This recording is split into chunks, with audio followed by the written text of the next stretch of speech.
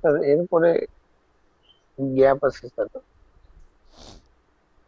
মানে স্যার দেখা গেছে অ্যাডভাইজিং এর উপরে বেসিস করতেছে, যেমন আমার গ্যাপ আছে, আবার অনেকের ক্লাস আছে। বিভিন্ন ব্যাচ থেকে আসছে, তাই তো? না স্যার, না, আমাদের অনলাইন স্টুডেন্টস এর মধ্যে 80% স্টুডেন্টই একটা সাবজেক্ট এক্সট্রা নিচ্ছে, এই ক্লাসটা এর পরে আছে, নিউট্রিশন 2, কিন্তু আমি নিই নাই স্যার।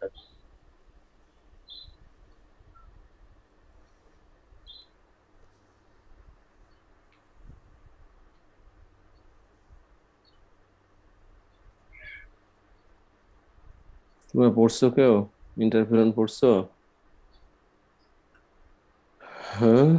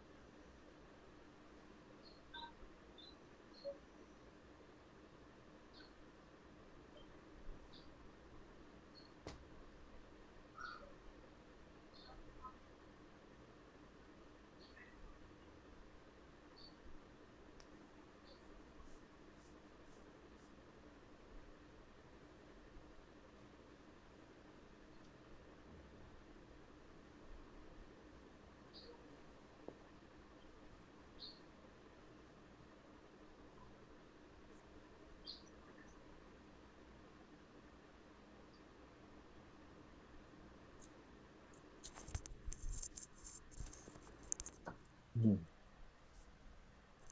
আচ্ছা, আমরা শুরু করি না? অলরেডি 5 বাজে। আমাদের হাতে সময় খুব কম। তোমরা কেউ যদি না বুঝতে পারো আমাকে জিজ্ঞাসা করবা সঙ্গে সঙ্গে, আমি চেষ্টা করবো বোঝানোর। তোমরা নিশ্চয় নোটটা পেয়ে গেছো। দেখতে পাচ্ছ সবাই?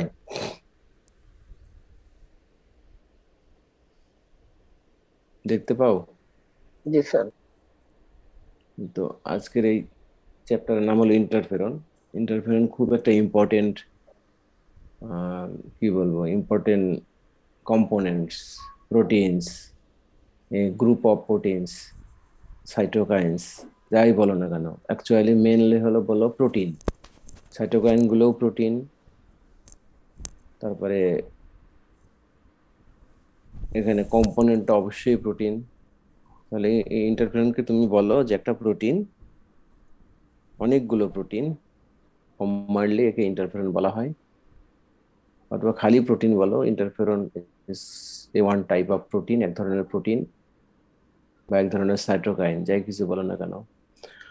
তো ইন্ট্রোডাকশন যেটা বলি, discovered by Isaacs and Lindenmann in 1957, they were performing experiment on chicken cell culture, and found a substance which interfered virus replications. They named the substance as interferon. এই কথাটার মানে কি? যে এই দুজন সায়েন্টিস্ট, আইজাকস অ্যান্ড লিন্ডারম্যান, ইন 1957-এ ওনারা দেখতে পেল যে ওই যে সেল কালচার করে না, হিউম্যান সেল কালচার করে মাইক্রোবায়োলজিতে, বা যে কোনো ভিট্রো কালচার করে। তো এই সেল কালচারের অনেকগুলো মিডিয়াম আছে, হ্যাঁ, গ্লুকোজ থাকে, অ্যালবুমিন থাকে, হ্যাঁ, সেলুলোজ থাকে, এবং ইন্টারলিউকিন থাকে। তো এই মিডিয়ামগুলোর মধ্যে মানে আমাদের শরীরের মধ্যে ব্লাড বা বিভিন্ন ফ্লুইড যেভাবে থাকে, সেই ফ্লুইড গুলো মেনটেন করা হয় বাইরে। তো ওর মধ্যে তোমার এরকম ধরনেরই হিউম্যান সেল, আর এটা হলো চিকেন সেল। তো চিকেন সেল, চিকেনের মধ্যে যে ধরনের বডি ফ্লুইড গুলো থাকে, সেই ফ্লুইড গুলো আউটসাইডে ভিট্রো কালচার করা হয়। মানে এটা এক ধরনের লিকুইড, এটা যেটা আর্টিফিশিয়ালি কোনো লিভিং অর্গানিজম, অর্থাৎ চিকেনকে, চিকেন সেলগুলোকে ওর মধ্যে থেকে চিকেন যে তোমার এমব্রায়ো, সেই এমব্রায়ো গুলো ডেভেলপমেন্ট করা হয়। অর্থাৎ হিউম্যান সেল আছে, চিকেন সেল আছে, তারপরে মানকি সেল আছে, বিভিন্ন ধরনের সেল আছে। সেল বলা অর্থাৎ সেল লাইন, হ্যাঁ, এগুলোকে ভিট্রো কালচার করা হয়। তো এই চিকেন সেল কালচার করতে গিয়ে তারা দেখতে পেল যে এক ধরনের সাবস্টেন্স আছে, মানে এক ধরনের তোমার উপাদান, যে উপাদানটা ভাইরাসের যে রেপ্লিকেশন হবে, অর্থাৎ ভাইরাস যে গ্রো করবে, সেই গ্রো করা বাধাগ্রস্ত করে। চিকেন সেল কালচারে এক ধরনের তারা উপাদান পেল যা ভাইরাস গ্রোয়ে বাধাগ্রস্ত করে। সেই উপাদানটাই কি? সেই উপাদানটার নামই হলো ইন্টারফেরন। তোমরা কে বুঝতে পারছো কি? মিডিয়া আছে না, cell culture media, cell culture media গুলোকে থাকে হলো তোমার ডিএম, ইএম মিডিয়াম, তারপরে আরপিএমআই মিডিয়াম, এগুলো আর্টিফিশিয়াল কিনতে পাওয়া যায়। এগুলো হলো তোমার পার্পেল কালারের, পার্পেল ঠিক না, এগুলো হলো তোমার এই যে জামের কষের মতো বা রেড কালারের। এই মিডিয়াম গুলোর মধ্যে তোমার অ্যালবুমিন মিশানো লাগে, সুগার মানে এই গ্লুকোজ মিশানো লাগে, ইন্টারলিউকিন মিশানো লাগে, মিশায় তারপরে এর মধ্যে তোমার যদি কোনো জীবাণু মানে ভাইরাস ব্যাকটেরিয়া এগুলো কালচার করা হয়, হ্যাঁ, এগুলো থেকে ভাইরাস ব্যাকটেরিয়া গুলো গ্রো করতে পারে আর্টিফিশিয়ালি। কোনো যদি এয়ারে থাকে, বাইরে রাখো, এগুলো ইউজুয়ালি তোমার যে ইনকিউবেটর আছে 37 ডিগ্রি সেন্টিগ্রেড, 5.00 কার্বন ডাই অক্সাইডের উপস্থিতিতে হিউম্যান সেলগুলো তোমার বিভিন্ন ধরনের রিসার্চের কাজে লাগে। এগুলোকে ভিট্রো সেল কালচার বলা হয়। ভিভো আছে, ভিভো এবং ভিট্রো সেল কালচার করা হয়। তো আমি এখন এখানে বলতেছি যে দুইজন সায়েন্টিস্ট ওরা প্রথমে, যেমন হিউম্যান সেল কালচার মিডিয়াম আছে, চিকেন সেল কালচার মিডিয়াম আছে, তো এই মিডিয়াম গুলোর মধ্যে তারা দেখতে পেল যে ভাইরাস তার লাইভ ভাইরাসগুলো আছে, ভাইরাস আছে সেল কালচার গুলোর মধ্যে। সেই ভাইরাসগুলোকে তাদের বংশবৃদ্ধিতে বা তাদের রেপ্লিকেশনে, রেপ্লিকেশন বলতে কিন্তু এখানে বংশবৃদ্ধি কথাটাই বলে, অর্থাৎ ভাইরাসের রেপ্লিকেশনে এক ধরনের উপাদান যেটা বাধাগ্রস্ত করতেছে, তারা মাইক্রোস্কোপিকে দেখে পাইলো। মাইক্রোস্কোপ দেখলে বোঝা যায়। হুম। তো এখানে এই যে বাধাগ্রস্ত করে যে উপাদানটা, সেই উপাদানটার নাম হলো ইন্টারফেরন। বোঝা গেছে? হ্যালো? জি স্যার। বুঝতে পারে নাই কে?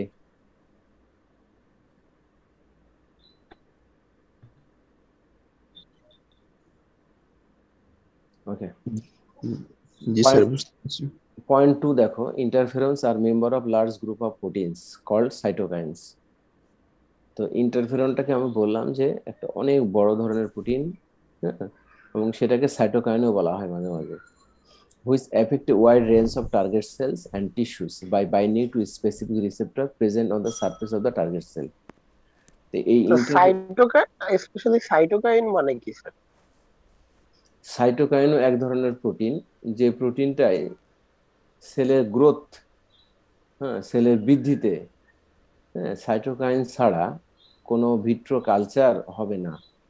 মানে ওই যে সাইটোকাইন, কেমোকাইন, তোমরা যখন পড়লা ভাইরাসের রিসেপ্টর, হ্যাঁ, কেমোকাইন, CCR4, HIV যখন লাইফ সাইকেল পড়লা, হ্যাঁ, CCR4, কেমোকাইন, এরকম সাইটোকাইন, এই জিনিসগুলো হলো তোমার সেলের গ্রোথে এক ধরনের প্রোটিন, যে প্রোটিনগুলো তোমার সেলের সারফেসে থাকে, সেলকে তোমার রেপ্লিকেশনে বলো, ট্রান্সলেশনে বলো, সাহায্য করে।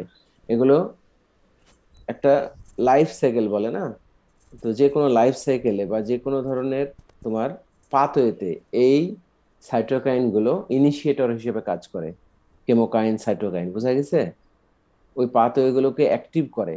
এগুলো যদি না থাকে, যেমন ইন্টারলিউকিন, IL-2, এটা হিউম্যানের 99% সেলকে তোমার সেলের যে গ্রোথ মানে যে কোনো ধরনের সেল অ্যাক্টিভিটি শো করার জন্য এই ধরনের সাইটোকাইন মিক্স করা হয়, অর্থাৎ একে ইনিশিয়েটর বলা হয়। ঠিক আছে? যেমন কিন্তু ইন্টারফেরন। হ্যাঁ, বলো। কিন্তু স্যার এইখানে তো আসলে এই সাইটোকাইন গুলো রোধ করতেছে রেপ্লিকেশনটাকে।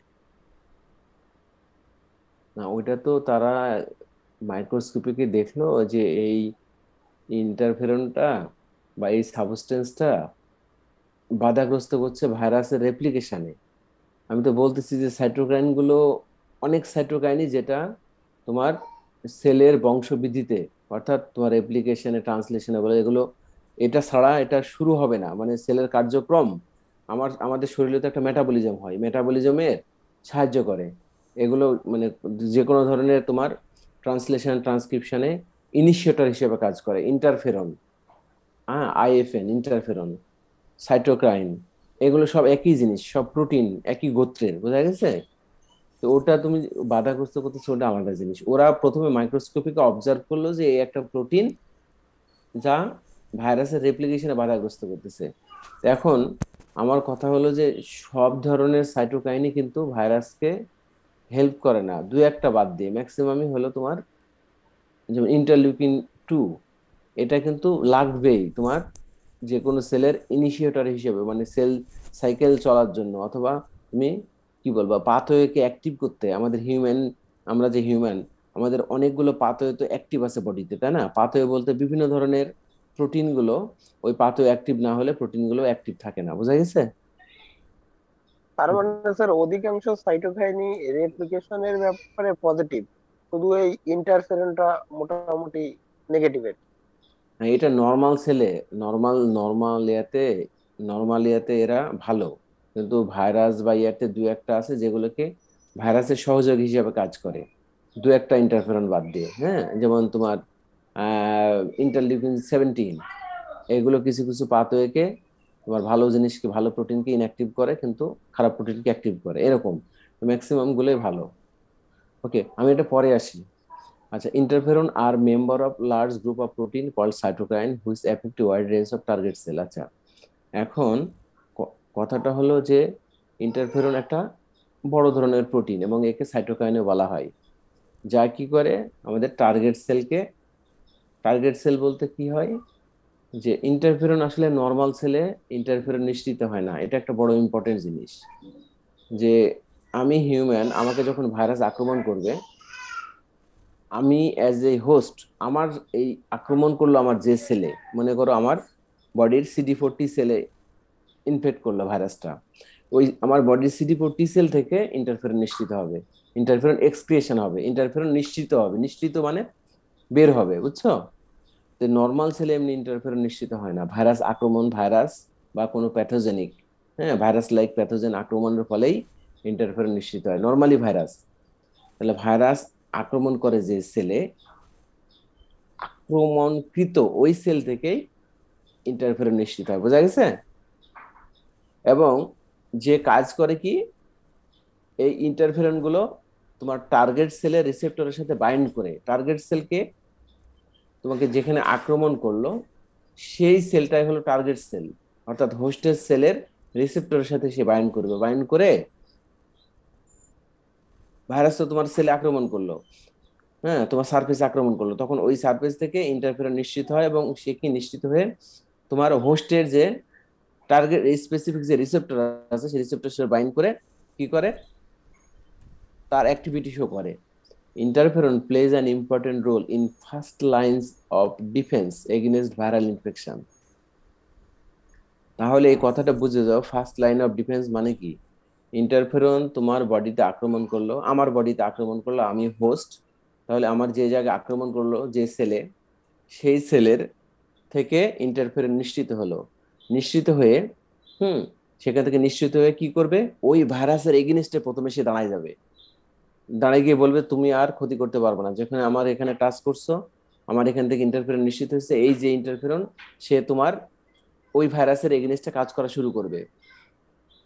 They part of the non-specific immune systems and are induced at early stage of viral infections.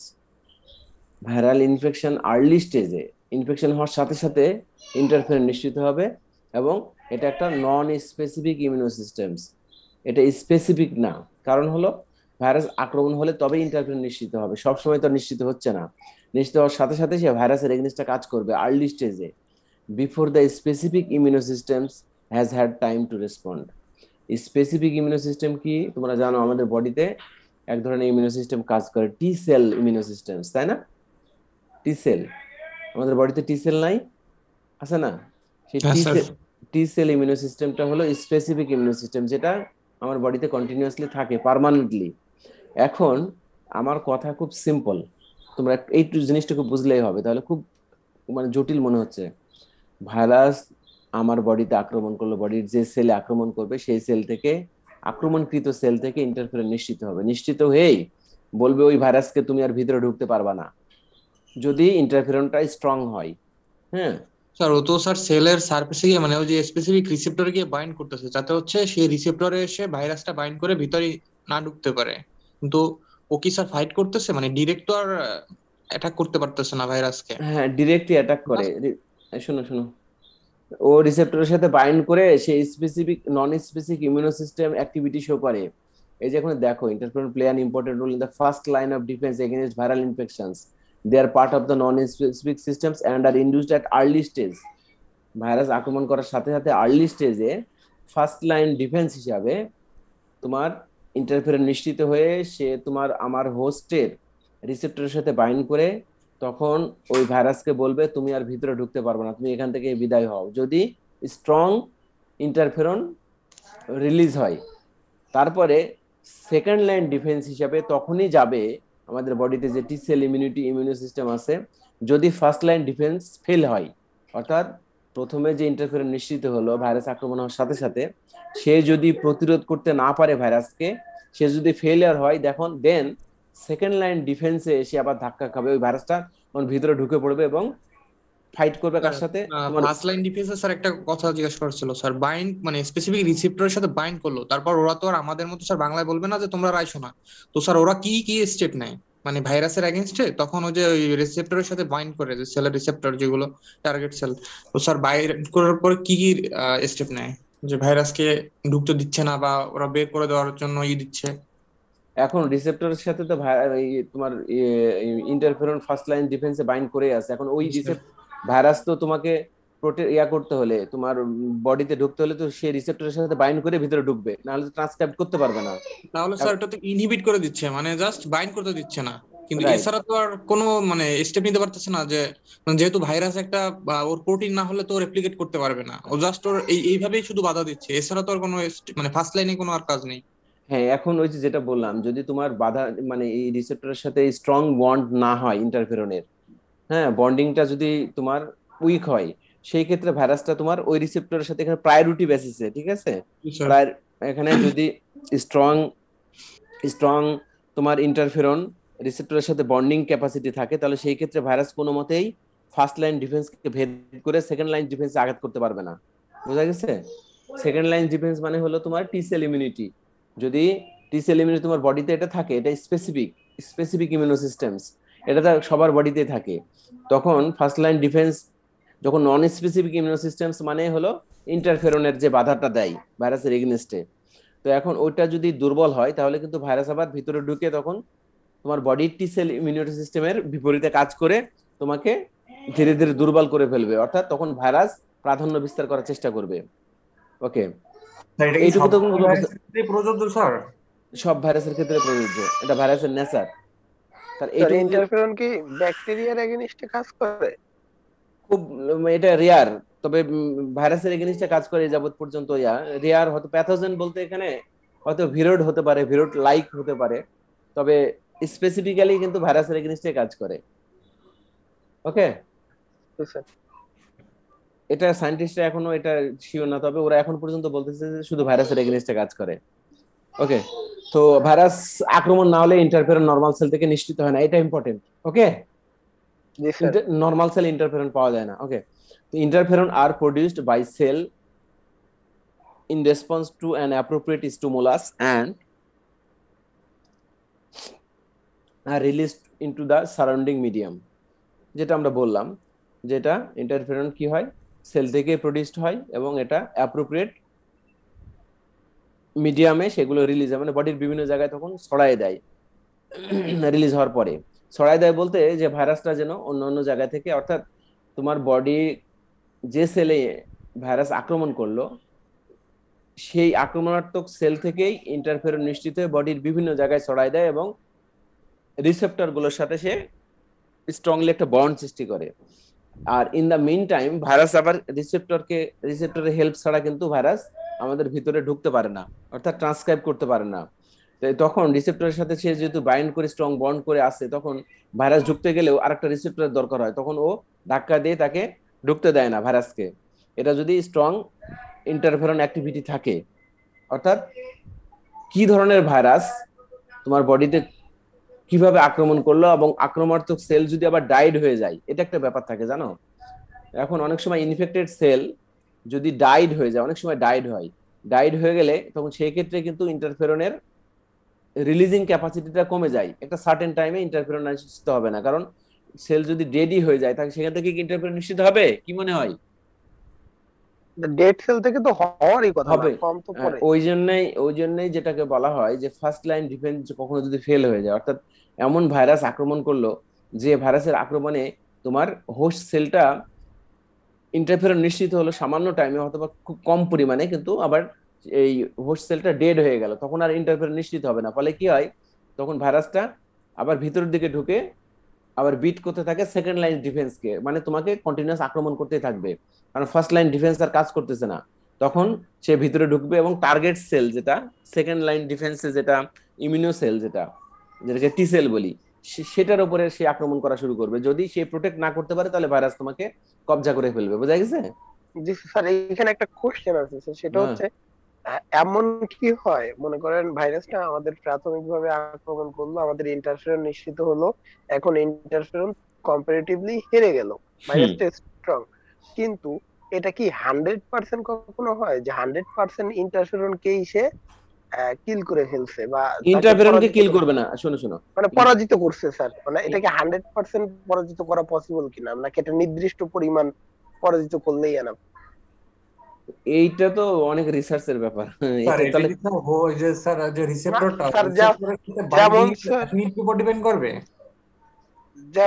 যে কোনো রিয়াকশনে, বডি রিয়াকশনে আমাদেরকে যেমন বলা হয় যে 100% কখনোই কোনো কিছু ঘটে না, মোস্ট অফ দা ঘটে, এবং এইটাই আর কি কাহিনী। তো এই ক্ষেত্রেও কি সেরকম কিনা যে মোস্ট অফ দাই ঘটে কিন্তু 100% কখনো? হ্যাঁ, এরকমই। কারণ হলো, আমি তোমাকে একটা জিনিস বলি, আমরা পড়তে থাকি তারপরে আরো ক্লিয়ার হবে, একটু দেখি। হ্যাঁ, আচ্ছা, interferon are produced by cell, তোমার কথাগুলো আসবে। Interferon are produced by cell in response to an appropriate stimulus and are released into the surrounding medium. হ্যাঁ, আঘাত করার পরে তারপরে ওখান থেকে হোস্ট সেল থেকে নিশ্চিত হয় ইন্টারফেরন, বডির বিভিন্ন জায়গায় ছড়ায় যায়, তারা রিসেপ্টরের সাথে বাইন্ড করে থাকে। Then they bind to receptor on target cell and introduce transcription of approximately 20 to 30 জিন। এই জায়গাটা খুবই ইম্পর্টেন্ট, যে ইন্টারফেরন রিলিজ হওয়ার পরে এই ইন্টারফেরন গুলো রিসেপ্টরের সাথে বাইন্ড করে, টার্গেট সেলের রিসেপ্টরের সাথে বাইন্ড করে, অর্থাৎ আমাদের হোস্ট সেল যেটা, হোস্টের যে বিভিন্ন টার্গেট সেল থাকে না, সেই টার্গেট সেলগুলোর সাথে বাইন্ড করে, এবং সে কি করে, আমার বডিতে অ্যাপ্রক্সিমেটলি 20 থেকে 30টা ডিএনএ আছে, ডিএনএ কে আমরা জিন বলি, এই ডিএনএ গুলোকে অ্যাক্টিভ করে, এই ডিএনএ গুলোকে ইন্টারফেরন অ্যাক্টিভ করে ফেলে, অর্থাৎ তোমাকে চাঙ্গা করে ফেলবে। যে যে জায়গায় রিসেপ্টর আছে বডির, যে জিনগুলো তোমার বডির অ্যাক্টিভিটি শো করে, যে সকল ডিএনএ গুলো তোমার বিভিন্ন ধরনের ডিএনএ আছে না, সেই ডিএনএ গুলোকে, জিন বলতে ডিএনএ বোঝায়, সেই ডিএনএ গুলোকে সে অ্যাক্টিভ করে ট্রান্সক্রিপশনের মাধ্যমে, ট্রান্সক্রিপশনালি অ্যাক্টিভ করে। ট্রান্সক্রিপশনালি অ্যাক্টিভ মানে তোমার এমআরএনএ অ্যাক্টিভিটি শো করে when result in the antiviral state in the target cell। ফলে কি হয়, সে অ্যান্টিভাইরাল মানে ভাইরাসের এগেইনস্টে একটা প্রস্তুতি নিয়ে ফেলে। তাহলে কিভাবে প্রস্তুতি নেয়?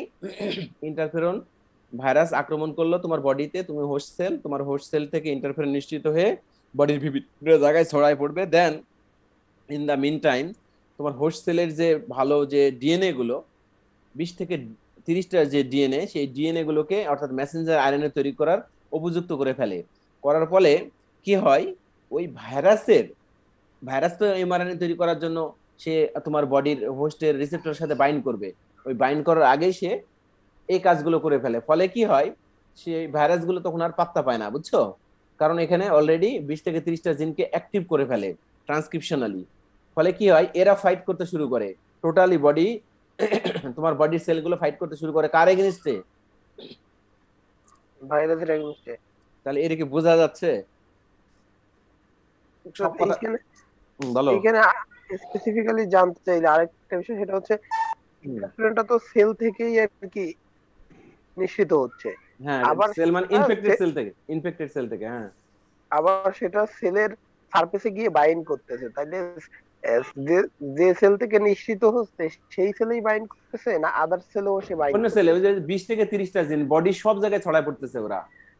জি ওই যে স্যার। এই যে appropriate stimulus and are released into the surrounding medium. Surrounding medium বলতে বডির বিভিন্ন জায়গায় ছড়ায় পড়বে। হ্যাঁ, ছড়ায় জি পড়ে স্যার। এই যে 20 থেকে 30টা ডিএনএ কে বডির, আমাদের শরীরের যে ডিএনএ, সেই ডিএনএ গুলোকে, অনেক ধরনের ডিএনএ আছে না, মানে P53, তোমার P27, বিভিন্ন সে যে প্রোটিন বলি, এই ডিএনএ গুলো থেকে তো আস্তে আস্তে প্রোটিন হয়, তাই না? জি জিন স্যার। মানে হলো ডিএনএ, এমআরএনএ বল বোঝায়। হ্যাঁ, আর জি যখন স্যার। তোমার প্রোটিন তো প্রোটিনই, এগুলোকে ট্রান্সক্রিপশনালি অ্যাক্টিভ মানে কি এমআরএনএ তৈরির জন্য উপযুক্ত করে ফেলে, ঠিক আছে, টার্গেট সেলের। তো এখন তো এটা যা কিনা পরবর্তীতে অ্যান্টিভাইরাল স্টেট হিসেবে কাজ করে, ঠিক আছে, অ্যান্টিভাইরাল স্টেট হিসেবে কাজ করে। কার অ্যান্টিভাইরাল স্টেট? ওই যে ভাইরাস আক্রমণ করলো তার। আচ্ছা, এটুকু কি বোঝা গেছে? জি sir. Okay. Interferon differ from hormone as these are produced by the variety of cell types and are not specific endocrine organ. তো এই আমরা কারণ হলো, আমরা কি বলি, হরমোন গুলোকে আমরা প্রোটিন বলি, হ্যাঁ, কিন্তু ইন্টারফেরনকে আমরা হরমোন বলতে পারি না। কেন? কারণ ইন্টারফেরন তো কোনো এন্ডোক্রাইন গ্ল্যান্ড থেকে নিঃসৃত হয় না, এন্ডোক্রাইন অর্গান থেকে নিঃসৃত হয় না। হরমোন কাকে বলি? যে সকল তোমার কি বলবো, জারক রস, জারক রস বলতে মানে যে সকল তোমার কি বলবো, endocrine secreted protein, endocrine gland secreted protein কে আমরা কি বলি? হরমোন বলি, তাই না? এন্ডোক্রাইন গ্ল্যান্ড সিক্রেটেড প্রোটিন বা এন্ডোক্রাইন অর্গান সিক্রেটেড প্রোটিনকে আমরা কি বলি? হরমোন, তাই না? তার আগে তো আর হরমোন বলতে পারি না, পারি? না না। এন্ডোক্রাইন গ্ল্যান্ড থেকে সিক্রেশন হয় যে সকল প্রোটিন, তাকে আমরা বলি হরমোন। কিন্তু ইন্টারফেরনকে আমরা হরমোন বলতে পারবো না। কেন? কারণ এটা তো আর এন্ডোক্রাইন গ্ল্যান্ড লাগে না, লাগে কি? এই জন্য বলতেছে interferon differ from hormone as these are produced by variety of cell types and are not specific endocrine organ. এটা স্পেসিফিক এন্ডোক্রাইন অর্গান থেকে তো আর ইন্টারফেরন নিশ্চিত হয় না, এটা বিভিন্ন সেল থেকে নিশ্চিত সেল হয়। থেকে নিঃসৃত হয়। ওকে। এই স্যার, সেল, হ্যাঁ বলো। স্যার এইখানে মানে আমাদের ডিএনএটাকে যে অ্যান্টিভাইরাল একটা স্টেটে নিয়ে যাচ্ছে বা ইয়া করতেছে, এইটা স্যার আসলে ওইখানে ওই ক্ষেত্রে জিনের কি কোনো পরিবর্তন হয় স্যার সিকুয়েন্সে? মানে কিভাবে মেকানিজমটা কি হয় যে ওরা মেকানিজমটা, আসার পরেও কোনো কাজ হয় মেকানিজমটা না? শুনে আমি বলি। মেকানিজমটা হলো, আমি যে প্রথমেই বলছি যে ইন্টারফেরন, ইন্টারলিউকিন বা সাইটোকাইন, এগুলো বিভিন্ন সেলকে অ্যাক্টিভ করে, অর্থাৎ তোমার পাথওয়েকে, বডির যে মেকানিজম গুলোকে, অর্থাৎ এটার ইনিশিয়েটর হিসেবে কাজ করে। তো এখন এরা কি করে, ইন্টারফেরন নিশ্চিত হলেই তোমার যে সকল তোমার ডিএনএ গুলো বা যে সকল এমআরএনএ গুলো অ্যাক্টিভিটি শো করার জন্য প্রস্তুত থাকে, কিন্তু তারা ইন্টারলিউকিন বা তোমার ওই যে সাইটোকাইন অথবা ইন্টারফেরন দরকার হয় ওটার অ্যাক্টিভিটি শো করার জন্য। তো সেইগুলো এই এই 20 থেকে 30টা জিন তার মধ্যে অন্যতম, যেটা রিলিজ হওয়ার পরেই এই জিনগুলো অ্যাক্টিভ হয় বডিতে। বোঝা গেছে? ঠিক আছে। এগুলো দরকার হয়, তোমার সাইটোকাইনেরও দরকার হয়, ইন্টারফেরনও দরকার হয় এই জিনগুলো অ্যাক্টিভিটির জন্য। আর এই জিনগুলো ভালো জিন, ম্যাক্সিমামই ভালো জিন, যেগুলো যে কোনো ভাইরাস বা প্যাথোজেনের বিরুদ্ধে কাজ করে। বোঝা গেছে? মানে স্যার অ্যাক্টিভ হলেও কিভাবে ওটাকে প্রতিরোধ অ্যাক্টিভ করতেছে মানে স্যার? বোকা, এমআরএনএ তৈরি তো করে ফেললো। এমআরএনএ মানে ট্রান্সক্রিপশনালি সে এমআরএনএ যখন তৈরি করবে, কার এমআরএনএ তৈরি করবে? এই যে ডিএনএ গুলো, ভালো ডিএনএ গুলোর এমআরএনএ তৈরি করবে। সেটা তো আর ভাইরাসের ডিএনএ এমআরএনএ তৈরি করতে পারবে না, কারণ এখানে কম্পিট করে কম্পিটিটর হিসেবে দাঁড়ায় যাবে এই এমআরএনএ গুলো। কার কম্পিটিটরে? ওই ভাইরাসের এমআরএনএ যাতে তৈরি করতে না পারে, কারণ এরা তো অ্যাক্টিভ হয়ে গেছে আগে। বোঝা নাই? মানে মানে বিষয়টা হচ্ছে ওকে ও নিজে এঙ্গেজড হয়ে যাবে, ফ্রিজে যেগুলো আছে সবাইকে এঙ্গেজড করে ফেলবে, এমন কি sir? Right right right right right right right. ও রিসেপ্টরের সাথে আগেই বাইন্ড করবে। হ্যাঁ, বুঝতে বাইন্ড, পারছি। আর আর আর কি হয়েছে, সুযোগই পাবে না, হিসাবটা হ্যাঁ এরকম। হ্যাঁ হ্যাঁ এক্স্যাক্টলি। আচ্ছা, এবার দেখো তাহলে ইন্টারফেরনটা হরমোন না, কারণ এটা বিভিন্ন সেল থেকে নিঃসৃত। আচ্ছা, ইন্টারফেরনের টাইপ দেখো। আচ্ছা, ইন্টারফেরন মূলত 3 ধরনের, বুঝছো? Alpha, beta, gamma. এই আলফাটাকে 2টা ভাগে ভাগ করা হয়, মোরাললেস সবই ঠিক থাকে, একই ধরনেরই, কিন্তু এখানে একটু সিকোয়েন্স চেঞ্জ থাকে। এটার নাম্বার অফ অ্যামাইনো অ্যাসিডের সংখ্যা হলো 166 থেকে 172 পর্যন্ত। এই এইটা, হ্যাঁ, আমাদের যে ইয়ে আছে, অ্যামাইনো অ্যাসিডের ইয়ে আছে লিউকোসাইটের, এই সিকোয়েন্সের মধ্যে 166 থেকে 172 পর্যন্ত এই 6টা অ্যামাইনো অ্যাসিড সিকোয়েন্স হলো ইন্টারফেরন আলফা। খুব ছোট্ট একটা প্রোটিন, যেটা 166 থেকে 172 পর্যন্ত থাকতে পারে, হ্যাঁ, অ্যামাইনো অ্যাসিডের সংখ্যা। আর এটা হলো কিভাবে নিশ্চিত হয় ইন্টারফেরন টাইপ 1 ইন্টারফেরন? ইন্টারফেরন 3 ধরনের, interferon alpha, beta, gamma. Alpha কি আলফা 1, আলফা 2, একই ধরনেরই, একটু অ্যামাইনো অ্যাসিডের সিকোয়েন্সে চেঞ্জ আছে, হয়তো এখানে অ্যামাইনো অ্যাসিডের পরিমাণ একটু কম বেশি আছে আলফা 1 এবং আলফা 2 এর মধ্যে। কিন্তু এগুলো কিভাবে নিশ্চিত হয়? ভাইরাল ইনফেকশনের ফলে। কোন সেলের ভাইরাল ইনফেকশনের ফলে? লিউকোসাইট। বোঝা গেছে? লিউকোসাইটে ভাইরাল ইনফেকশন হলে 166 থেকে 172 অ্যামাইনো অ্যাসিডের সিকোয়েন্স, এই সিকোয়েন্সের মধ্যে ইন্টারফেরন আলফাটা প্রডিউসড হয়। বোঝা গেছে? লিউকোসাইট ইনফেকশন হলে, ভাইরাল ইনফেকশন কোথায় হয়? লিউকোসাইট সেলে ইনফেকশন হলে হয়, এবং 166 থেকে 172 অ্যামাইনো অ্যাসিডের পরিমাণ, যেটা টাইপ 1 ইন্টারফেরন। এই নাম, এই ইন্টারফেরন নাম হলো টাইপ 1 ইন্টারফেরন। লিউকোসাইট ইনফেকশন হলে, ভাইরাল ইনফেকশন হলে এই ইন্টারফেরনটা প্রডিউসড হয়। 2 টাইপ 2। এইখানে তো স্যার প্রথম দুইটার মধ্যে শুধু নামে পার্থক্য ছাড়া ভিতরে তো সব এখানে ওই অ্যামাইনো অ্যাসিডের সংখ্যা একটু কম বেশি আছে, এখানে হয়তো 167 আর এখানে হয়তো 172, এরকম অল্প কিছু, কিন্তু মোরালেস সেম। এই জন্য টাইপ 1 টাইপ 2 দেওয়া আছে। ওকে, তোমরা একটু পড়লে বুঝতে পারবা, এটা আমি দেখছি। ওকে, টাইপ 2 যেটা, টাইপ 1 ইন্টারফেরন বেটা। তাহলে এখানে ইন্টারফেরন আলফা 1, আলফা 2 পেলাম, আর ইন্টারফেরন বেটা, এগুলো সবই হলো টাইপ 1 এর পরে। অর্থাৎ মূলত ইন্টারফেরনকে দুই ভাগে ভাগ করা যায়, টাইপ 1 আর টাইপ 2। কিন্তু ওই টাইপ 1 এর ভিতরে তিনটা ক্লাসিফিকেশন, ইন্টারফেরন আলফা 1, আলফা 2, আর একটা হলো ইন্টারফেরন বেটা। বুঝছো? তাহলে এখানে মূলত দুই ভাগে ভাগ করা হয়, টাইপ 1 এবং টাইপ 2। দেখো, টাইপ 1 টাইপ 2, কিন্তু এই টাইপ 1 এর ভিতরে আবার ইন্টারফেরন আলফা 1, ইন্টারফেরন আলফা 2, আর টাইপ 1 আরেকটা আছে হলো ইন্টারফেরন বেটা। ইন্টারফেরন বেটাটা 166 অ্যামাইনো অ্যাসিড। আর এরা হলো কিভাবে এই ইন্টারফেরন বেটাটা প্রডিউসড হয়? ফিব্রোব্লাস্ট এবং লিউকোসাইট সেল। এখানে দেখো আরেকটা সেল, যে সেলগুলোকে আক্রমণ করে, এবং আক্রমণ হলে, এই ভাইরাল ইনফেকশন হলে এই ইন্টারফেরনটা নিশ্চিত হয়। তাহলে এই দুটা ছিল আলফা 1, আলফা 2 ইন্টারফেরন, এই দুটা লিউকোসাইট, একই সেল। আর এটা আবার একটু ফিব্রিওব্লাস্ট, আর আলাদা সেলও আক্রমণ করবে। হ্যাঁ, ওকে।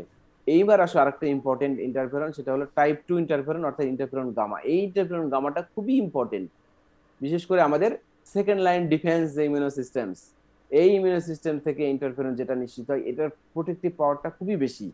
টি সেলকে ইনফেক্ট করলে, হ্যাঁ, অ্যান্টিজেনিক স্টিমুলাস বলতে আমাদের কোন অ্যান্টিজেন, ফরেন প্যাথোজেন যদি টি সেলকে, স্টিমুলাস বলতে স্টিমুলেটিং করে, টি সেলকে যদি টি লিম্ফোসাইটকে আক্রমণ করে, তাহলে টি লিম্ফোসাইট থেকে টাইপ 2 ইন্টারফেরন নিশ্চিত হয়। ওকে, এখন কোশ্চেন আসতে পারে, স্যার সরাসরি কি টি সেল আক্রমণ করতে পারে? হ্যাঁ, টি সেলের বিভিন্ন সারফেস মার্কার আছে না, সারফেসে তো গুলো ভাইরাসগুলো সারফেসের রিসেপ্টরের সাথে বাইন্ড করে। সারফেস রিসেপ্টর বলতে মনে করো CD8 প্লাস টি সেল, CD4 টি সেল, এগুলো তো সারফেস। CD4 টি সেলের সাথে কোনো ভাইরাস আক্রমণ করে না? CD4 টি সেল এই তো রিসেপ্টর, অ্যাজ এ রিসেপ্টর কোন ভাইরাস আক্রমণ করে CD4 টি সেলের সাথে সরাসরি? এমন কথা স্যার বলতে হিউম্যান ভাইরাস। কি নাম? HIV? জি স্যার। আরো আছে, অনেকগুলো আছে। আচ্ছা যাও, আমি এখন দেখো, আমি তিনটায় পড়ে যাচ্ছি। Interferon alpha, these are also known as leukocyte interferon and are produced by virus infected leukocyte. Interferon alpha is a family about 20 related proteins. এই ইন্টারফেরন আলফার মধ্যে প্রায় 20 ধরনের প্রোটিন এই গোত্রের মধ্যে পড়ে, ইন্টারফেরন আলফা ফ্যামিলি মেম্বারের মধ্যে। Interferon beta, these are also known as fibroblast interferon and are, কারণ ফিব্রিওব্লাস্ট ইন্টারফেরন, কারণ ফিব্রিওব্লাস্ট সেলকে মূলত আক্রমণ করে, লিউকোসাইটকেও করে কিন্তু ফিব্রিওব্লাস্টকে বেশি করে, and are produced by the virus infected fibroblast or epithelial cells and leukocyte. Okay, interferon gamma, these are also known as immunointerferon and are produced by certain activated T cell and NK cell. তাহলে আমাদের activated T সেলকে CD4 T cell, CD8 T cell, NK cell, এই সেলগুলোকে যখন আক্রমণ করবে সেখান থেকে ইন্টারফেরন গামা নিশ্চিত হয়। এগুলো ইমিউনো ইন্টারফেরন কেন বলি? কারণ এগুলো ইমিউনো সেলকে আক্রমণ করে। ওকে, interferon gamma is produced in response to antigens including viral antigens or mitogen stimulus or lymphocyte. Interferon gamma produced হয় antigenic stimulus of virus antigen or mitogen stimulus. মাইটোজেন হলো ওয়ান কাইন্ড অফ একটা protein, যে প্রোটিনগুলো আমাদের বডির বিভিন্ন ধরনের সেলকে activated করে এবং ভালো প্রোটিনগুলোকে অ্যাক্টিভেট করে, ফলে কি হয়, আমাদের বডির ইমিউনিটি অনেক স্ট্রং হয়। যদি ভাইরাস আক্রমণ করে তারপরে কিন্তু কিছু করতে পারে না। তাহলে আমরা আলফা বিটা গামা তিনটাই জানলাম, তাহলে কোন ইন্টারফেরনটা সবচেয়ে বেশি পরিমাণে আমাদের স্ট্রঙ্গার অ্যাক্টিভিটি শো করে, আলফা বিটা না গামা? Sir gamma. কেন? Sir gamma sir sir immuno response যে সেলগুলো আছে ওইখান থেকে প্রোডিউস হয়। গুড, খুব সুন্দর। ওকে, মোড অফ অ্যাকশন। এবার আসি আমি মোড অফ অ্যাকশনে। আচ্ছা, তোমরা এখানে একটা জিনিস তোমরা একটু পড়ে নেও, মাইটোজেন স্টিমুলাস। মাইটোজেন এমন একটা প্রোটিন যে প্রোটিনগুলো আমাদের বিভিন্ন ধরনের বডির এক্সিস্টিং প্রোটিন, ভালো প্রোটিনগুলোকে সে স্টিমুলেট করে। হ্যাঁ, স্টিমুলেট করে, ফলে কি হয়, অনেক ধরনের রোগ থেকে এই মাইটোজেন স্টিমুলাস যে প্রোটিনগুলো অ্যাক্টিভিটি, সেই অ্যাক্টিভিটির ফলে অনেক রোগ আমরা প্রতিরোধ করতে পারি। ওকে, তো mode of action of interferon. Interferon are not expressed in normal cells, but virus infections of a cell cause interferon to produce and release from the cell, and that will often eventually die as a result of infections. আমি এতগুলো যে কথাগুলো বলতেছিলাম এই কথার মধ্যে সব চলে আসছে, দেখো পড়ো, শেষে পড়ো। From the cell, and that cell will often eventually die as a result of infections. অনেক সময় যে হোস্ট সেল আক্রমণ করে ইন্টারফেরন, সেই হোস্ট সেল অনেক সময় মারা যায় ইনফেকশনের ফলে। The interferon then bind to the target cell and initiate an antiviral state. তাহলে ইন্টারফেরন কি হয়, নরমাল সেলে কি নিশ্চিত হয়? কেউ কথা বলে না। না স্যার, কোন সেলে নিশ্চিত হয়? ইনফেক্টেড স্যার সেলে, ভাইরাস ইনফেক্টেড ইনফেক্ট। সেলে মানে ইয়ে হয় আর কি স্যার, আর অন্য সেলকে বাঁচাতে স্যার ওই ইন্টারফেরন মানে রিলিজ করে যাতে অন্য সেল আক্রান্ত না হয়। ইন্টারফেরন নিশ্চিত। ওকে, অনেক সময় ইনফেক্টেড সেল যদি মারা যায় তাহলে সেই ক্ষেত্রে কি ইন্টারফেরন নিশ্চিত হবে ওই সেল থেকে? না স্যার। না, তাহলে সেই ক্ষেত্রে কিন্তু আবার দুর্বল হয়ে যায়, বুঝছো? কে দুর্বল জি হয়ে স্যার। যায়?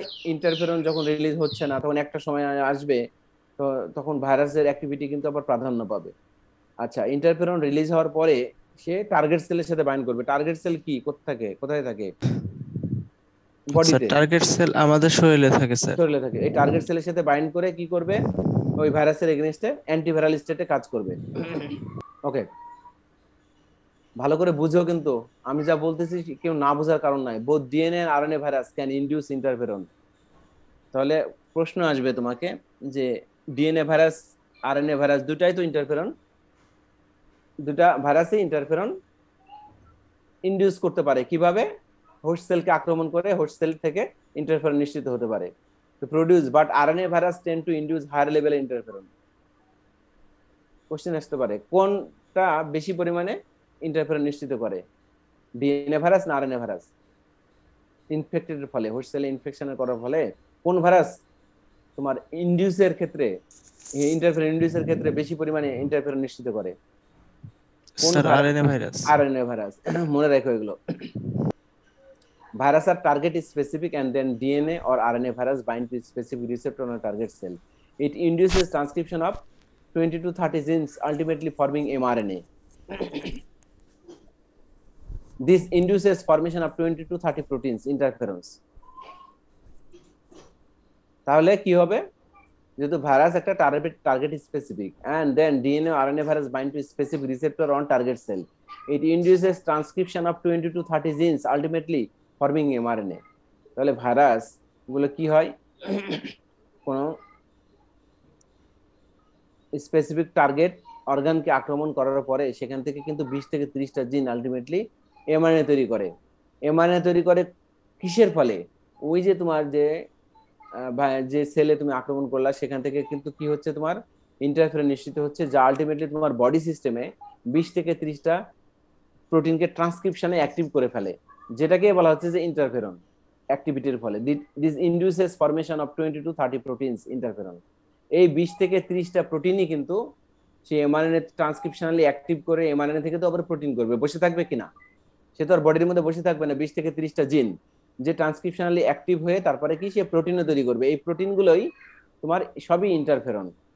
তো এখন আমার কথা হলো যে আমাদের যে 20 থেকে 30টা জিন বডির মধ্যে আছে সেগুলো তো অনেক ধরনের ভালো জিন, যেগুলো কি আলটিমেটলি এই জিনগুলোই কি হয়, অর্থাৎ এমআরএনএ গুলোতে প্রোটিন তৈরি হয়, এগুলোকে সবই কম্বাইন্ডলি একটা ইন্টারফেরন বলা হয়। এই 20 থেকে 30টা জিন আমাদের সবই হলো ইন্টারফেরন গোত্রের। ওকে, বোঝা গেছে? স্যার হুম স্যার প্রথমে বলা হলো যে আমাদের ইন্টারফেরনটা হচ্ছে আহ, মানে 20 থেকে 30টা জিনকে অ্যাক্টিভ করে। হুম এখন দেখা যাচ্ছে যে আমাদের 20 থেকে 30টা জিন থেকেই আসলে ওই ইন্টারফেরনটা রিলিজ হচ্ছে বা তৈরি হচ্ছে। কিন্তু তাহলে প্রথমে ভাইরাসটা আক্রমণ করলে আমাদের বডিতে কি কোনো ফ্রি ইন্টারফেরন আছে যে প্রাথমিক অবস্থায় ডিফেন্স করে, নাকি স্যার ভাইরাস আক্রমণের পরে আমাদের ওই নির্দিষ্ট জিনগুলো অ্যাক্টিভ হয়, অ্যাক্টিভ হওয়ার পরে তারপরে ইন্টারফেরন নিশ্চিত হয়? না, ভাইরাস আক্রমণের সাথে সাথেই তোমার যে যে যে হোস্ট সেলে যে জায়গায় আক্রমণ করলো, ইনফেক্টেড সেল থেকে ইন্টারফেরন নিশ্চিত হয়, নিশ্চিত হয়ে সে তোমার ট্রান্সক্রিপশনালি 20 থেকে 30টা জিনকে অ্যাক্টিভ করে। অ্যাক্টিভ করা মানে এমআরএনএ তৈরি করে। এমআরএনএ তৈরি করার পর তো আর বসে থাকবে না, সে প্রোটিনে তৈরি করে। এই 20 থেকে 30টা জিনই কিন্তু সবগুলো ইন্টারফেরন গোত্রের। বোঝা গেছে? প্রি ইন্টারফেরন বলতে কোনো কিছু নাই। ভাইরাস আক্রমণ না করলে কোনো ইন্টারফেরন নিশ্চিত হবে না। ওকে, স্যার এখানে স্যার এই যে টার্গেট সেলে গিয়ে স্যার ও বাইন্ড করতেছে, কিন্তু স্যার নর্মালি স্যার এই যে আমরা যদি দেখি সবগুলোই তো স্যার রিসেপ্টর গুলো থাকে স্যার সেল মেমব্রেনে, আর জিন গুলো থাকতেছে গিয়ে স্যার নিউক্লিয়াসের মধ্যে। হুম। তাহলে স্যার এই যে নিউক্লিয়াসের মধ্যে গিয়ে কিভাবে করতেছে ও এ, জিনটাকে? আচ্ছা, এতক্ষণ আমরা উপরের দিকে যে কি বুঝলাম তাই বললাম, আমি তো গুলাই ফেলছো তুমি। সেটা হলো তোমার ভাইরাস আক্রমণ করলো আমাদের এতে বডির সারফেসে। জি স্যার। হ্যাঁ, একটা রিসেপ্টর বা সারফেসে আক্রমণ করলো। আক্রমণ করার পর থেকে যে সেলে আক্রমণ করলো সেখান থেকে তোমার ইন্টারফেরন নিশ্চিত হয়ে বডির বিভিন্ন জায়গায় ছড়াই গেল, রাইট? হ্যাঁ স্যার। ছড়ার পরে এখন এই ইন্টারফেরনটা আমাদের টার্গেট স্পেসিফিক রিসেপ্টরে তো বাইন্ড করবে, তাই না? হ্যাঁ স্যার। সেলের বিভিন্ন রিসেপ্টরের সাথে বাইন্ড করে কি কি করবে, সে একটা কম্প্যাক্ট তৈরি করবে। করে সে কি করবে, আমাদের বডিতে যে বিভিন্ন ধরনের 20 থেকে 30টা যে জিন আছে, সেই জিনগুলোকে ট্রান্সক্রিপশনালি অ্যাক্টিভ করবে। ইন্টারফেরনের কাজ অ্যাক্টিভ করে সে কিন্তু প্রোটিন তৈরিতে সাহায্য করবে। স্যার প্রথম অবস্থায় যেটা মানে হুম দেখা গেছে ভাইরাস আমার প্রথম একটা সেলে প্রবেশ করলো, মানে হুম প্রথমে একটা সেলের কাছে আসলো, সেই ক্ষেত্রে কি স্যার ওই সেলটাকে ভাইরাস ইনফেক্ট করার পরে আমাদের ইন্টারফেরন নিশ্চিত হবে, নাকি আগে ইন্টারফেরন ওকে বাধা দিবে?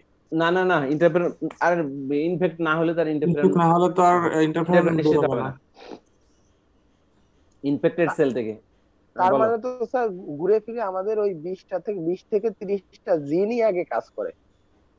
না, 20 থেকে 30টা জিন, আরে বাবারে, ভাইরাস যদি তোমার বাধা না, ভাইরাস যদি তোমার ইনফেক্ট না করে সেলে, তাহলে ওই যে 20 থেকে 30টা জিন তো অ্যাক্টিভ হবে না। কারণ স্যার এই জিনগুলো তো কোথায় থাকতেছে স্যার? মানে সেল মানে যে কোনো ফ্রি অবস্থায়? না না না না, এগুলো তো নিউক্লিয়াসে হবে রে বাবা, ট্রান্সক্রিপশন স্যার কোথায় হয়? তারা মানে নিউক্লিয়াসে থাকলো স্যার, আর ওখানে স্যার সেল সারফেসে গিয়ে বাইন্ড করে, তাহলে স্যার ওইগুলোকে অ্যাক্টিভেট কিভাবে করে? আমরা তো আচ্ছা বলতেছি অ্যাক্টিভেট করতেছে। আচ্ছা, ভাইরাস কিভাবে হিউম্যান সেলের আক্রমণ করে তুমি বলো একটু। ভাইরাসটা একবারে স্যার নিউক্লিয়াসই করতে পারে, যেগুলো স্যার আরে বোকা, ইন্টারসেলার স্যার ভাইরাস, যেগুলো ইন্টারসেলুলার ভাইরাস। আমি সেটা বলতেছি না, আমি বলতেছি যে নর্মালি সেল সারফেস বাইরে থেকে আউটসাইড প্যাথোজেন আক্রমণ করলে ওরা রিসেপ্টরের সাথে বাইন্ড করে, বাইন্ড করে দেন, তারপরে কি করে, ওরা এন্টার করে রিসেপ্টর, মানে নিয়ে গিয়ে ওরা ইয়াতে যায়, নিউক্লিয়াসে যায় ট্রান্সক্রাইব করার জন্য, ভাইরাসকে রেপ্লিকেশন করার জন্য। তো এরাও তো তাই, এরা ইন্টারফেরেন্স নিশ্চিত হওয়ার পরে সমস্ত জায়গায় ছড়ায় যায়, যেমন টার্গেট সেলে বাইন্ড করে, এই ইন্টারফেরেন্স গুলো বাইন্ড করে কি করে, অ্যাক্টিভ করে আমার, বাইন্ড স্যার করার পরে সে যদি স্যার ও ওইটাকে অ্যাক্টিভ করতে ভিতরে নিউক্লিয়াসের ভিতরে যায় সেল সার্ফেসের রিসেপ্টরের ভিতর থেকে, তাহলে সেই যে রিসেপ্টরটাও তো আবার ফ্রি হয়ে যাচ্ছে, সেখানে তো আবার চাইলে ভাইরাস অ্যাটাক করতে পারে, ভাইরাস গিয়ে বাইন্ড করতে পারে, সে নিজের মতোই করতে পারে।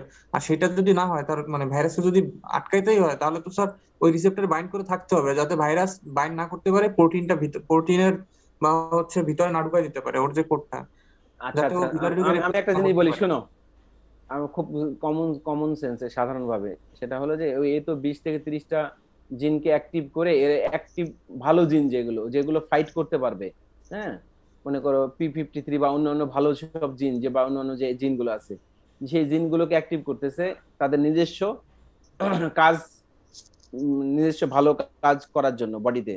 তো অ্যাক্টিভ করলে এই ভাইরাসের জিন, এই ভাইরাস তো অলরেডি এমআরএনএ তৈরি করে ফেলছে, তখন কি আর ভাইরাসের এমআরএনএ এসে পাত্তা পাবে ওর সাথে? না স্যার, কেননা ও তো এমআরএনএ তৈরি করে ইন্টারফেরন তৈরি করতেছে কন্টিনিউয়াসলি, ও তো ফ্রি নাই। আর ফ্রি না থাকলে ভাইরাসের তোমার কি মনে হয় না তোমার তোমার বাইন্ড বডিতে করবেই না। তোমার বডিতে ভালো জিনগুলো যদি অ্যাক্টিভ থাকে, তাহলে টিউমার বা অন্যান্য যে সব ডিজিজ গুলো আছে সেই ডিজিজ গুলো, তোমার যদি কোনো জীবাণু থাকে সেটা কিন্তু অ্যাক্টিভিটি শো পাবে না। কারণ হলো ভালো জিনের অ্যাক্টিভিটি এখানে অলরেডি প্রকাশ পাচ্ছে। আমাদের বডির মধ্যে তো লক্ষ লক্ষ জীবাণু আছে। কখন এই জীবাণুগুলো মাথা ছাড়া দেয়? যখন তোমার ভালো জিনগুলো, টি সেল ইমিউনিটি সিস্টেম যখন দুর্বল হয়ে যায়, তখন কিন্তু আস্তে আস্তে মানুষের রোগ প্রতিরোধ ক্ষমতা লোপ পায়, রাইট? হ্যাঁ স্যার। স্যার ওইটা তো যতক্ষণ অ্যাক্টিভ থাকবে ততক্ষণই কি স্যার এরকম ইন্টারফেরন দিতেই থাকবে? অ্যাক্টিভ ইন্টারফেরন কাজ হলো যে ভালো জিনগুলোকে অ্যাক্টিভ করা। আমি আসি আর একটু দেখো। স্যার আরেকটা স্যার এখানে sir RNA virus sir mostly মানে higher level of interference secrete করাতে পারে। তো স্যার এটা স্যার ডিএনএ থেকে আরএনএ যে করতেছে স্যার এটার মানে কেন স্যার, কারণটা কি? কারণ পরে আমি জানছি, আমি একটু আগাই তারপরে তোমাকে বলতেছি এগুলো। অ্যামং দিস 3 প্রোটিনস, এই যে 20 থেকে 30টা প্রোটিন আছে না, এই 20 থেকে 30টা যে প্রোটিন তৈরি করতেছে interferon, among this 3 proteins appears to play important role in the induction of antiviral state. তাহলে এখানে কথাটা আমি নিচে যখন পড়বো তখন তোমাদের সব কোশ্চেন উত্তরগুলো চলে আসবে। যে 20 থেকে 30টা যে ভালো প্রোটিন আছে, এর মধ্যে 3টা প্রোটিন যে কিনা, এই 3টা প্রোটিন যে ইন্ডাকশন হয় মানে জমা হয় বা যার কাজ, এই 3টা প্রোটিন যারা হলো অ্যান্টিভাইরাল স্টেটে কাজ করে। অ্যান্টিভাইরাল মানে ওই ভাইরাসের এগেইনস্টে কাজ স্ট্রংলি কাজ করে। বোঝা গেছে? সব প্রোটিনই কিন্তু ভাইরাসের এগেইনস্টে কাজ করে না, বা সব এমআরএনএ ভাইরাসের এগেইনস্টে কাজ করতেছে না। 3টা। বোঝা গেছে? জি sir. Okay. One of these proteins called 2,5 oligo A synthase results in the activation of second protein called ribonuclease, which can break down mRNA and cause expression of third protein, a protein kinase. The kinase inhibits the initiation steps of protein synthesis. তোমাদের সব প্রশ্নগুলোর উত্তর এইটুকুর মধ্যে আছে। 3টা protein 2,5 oligo A synthase, তারপরে যে প্রোটিনটা নাকি রাইবোনিউক্লিয়াস সেকেন্ড যে প্রোটিনটা অ্যাক্টিভেশনে সাহায্য করে, which can break down mRNA. কার এমআরএনএ ব্রেক ডাউন করে জানো? ভাইরাসের sir. Good. And cause expression of third protein kinase. The kinase inhibit the initiation of step of protein synthesis. বলতো কার ইনহিবিট করে এই কাইনেজ প্রোটিনটা প্রোটিন সিনথেসিসে? ভাইরাসের মানে ওদের প্রোটিনটা সিনথেসিস করতে দিবে না, বাধাগ্রস্ত করে। তাহলে এই যে এনজাইমেটিক প্রোটিন যেটা তিনটা প্রোটিন খুবই ইম্পর্টেন্ট, যে কিনা 20 থেকে 30টা যে জিন ট্রান্সক্রাইবড হওয়ার পরে, ট্রান্সলেশন হওয়ার পরে প্রোটিন তৈরি হলো। এই প্রোটিন গুলোর মধ্যে তিনটাই কিভাবে ভাইরাসের এগেইনস্টে কাজ করতেছে দেখো। One of this protein called 2,5 oligo synthesis, এই প্রোটিনটা আছে, এই 3টা প্রোটিনের প্রথম প্রোটিন যে কিনা সেকেন্ড প্রোটিনকে, রাইবোনিউক্লিয়াস প্রোটিনকে অ্যাক্টিভ করে। রাইবোনিউক্লিয়াস প্রোটিনের কাজ কি? রাইবোনিউক্লিয়াসের প্রোটিনের কাজ হলো তোমার ট্রান্সক্রিপশনকে ব্রেকডাউন করা, ভেঙে দেওয়া। তাহলে এই যে অলিগো নিউক্লিয়াস সিনথেসিস মানে কি? এই সিনথেসিস মানে হলো তোমার অ্যাক্টিভিটি যাতে শো করতে পারে, সিনথেসাইজ করতে পারে, সেটার একটা প্রধান কি বলবো, কোফ্যাক্টর বলো বা কোএনজাইম বলো, সেই কোএনজাইম হলো 2,5 oligo A synthesis, যে রাইবোনিউক্লিয়াস নামক প্রোটিনকে অ্যাক্টিভ করে। অ্যাক্টিভ করার পরে সে কি করে? ট্রান্সক্রিপশনে অর্থাৎ এমআরএনএ সিনথেসিসে ব্রেকডাউন করে। সিনথেসিস বলবো না তো, এমআরএনএ বা ট্রান্সক্রিপশনে ব্রেকডাউন করে। কার? ওই ভাইরাসের। And causes the expression of third protein. এর ফলে কি হয়? আলটিমেটলি আরেকটা প্রোটিন যেটা kinase,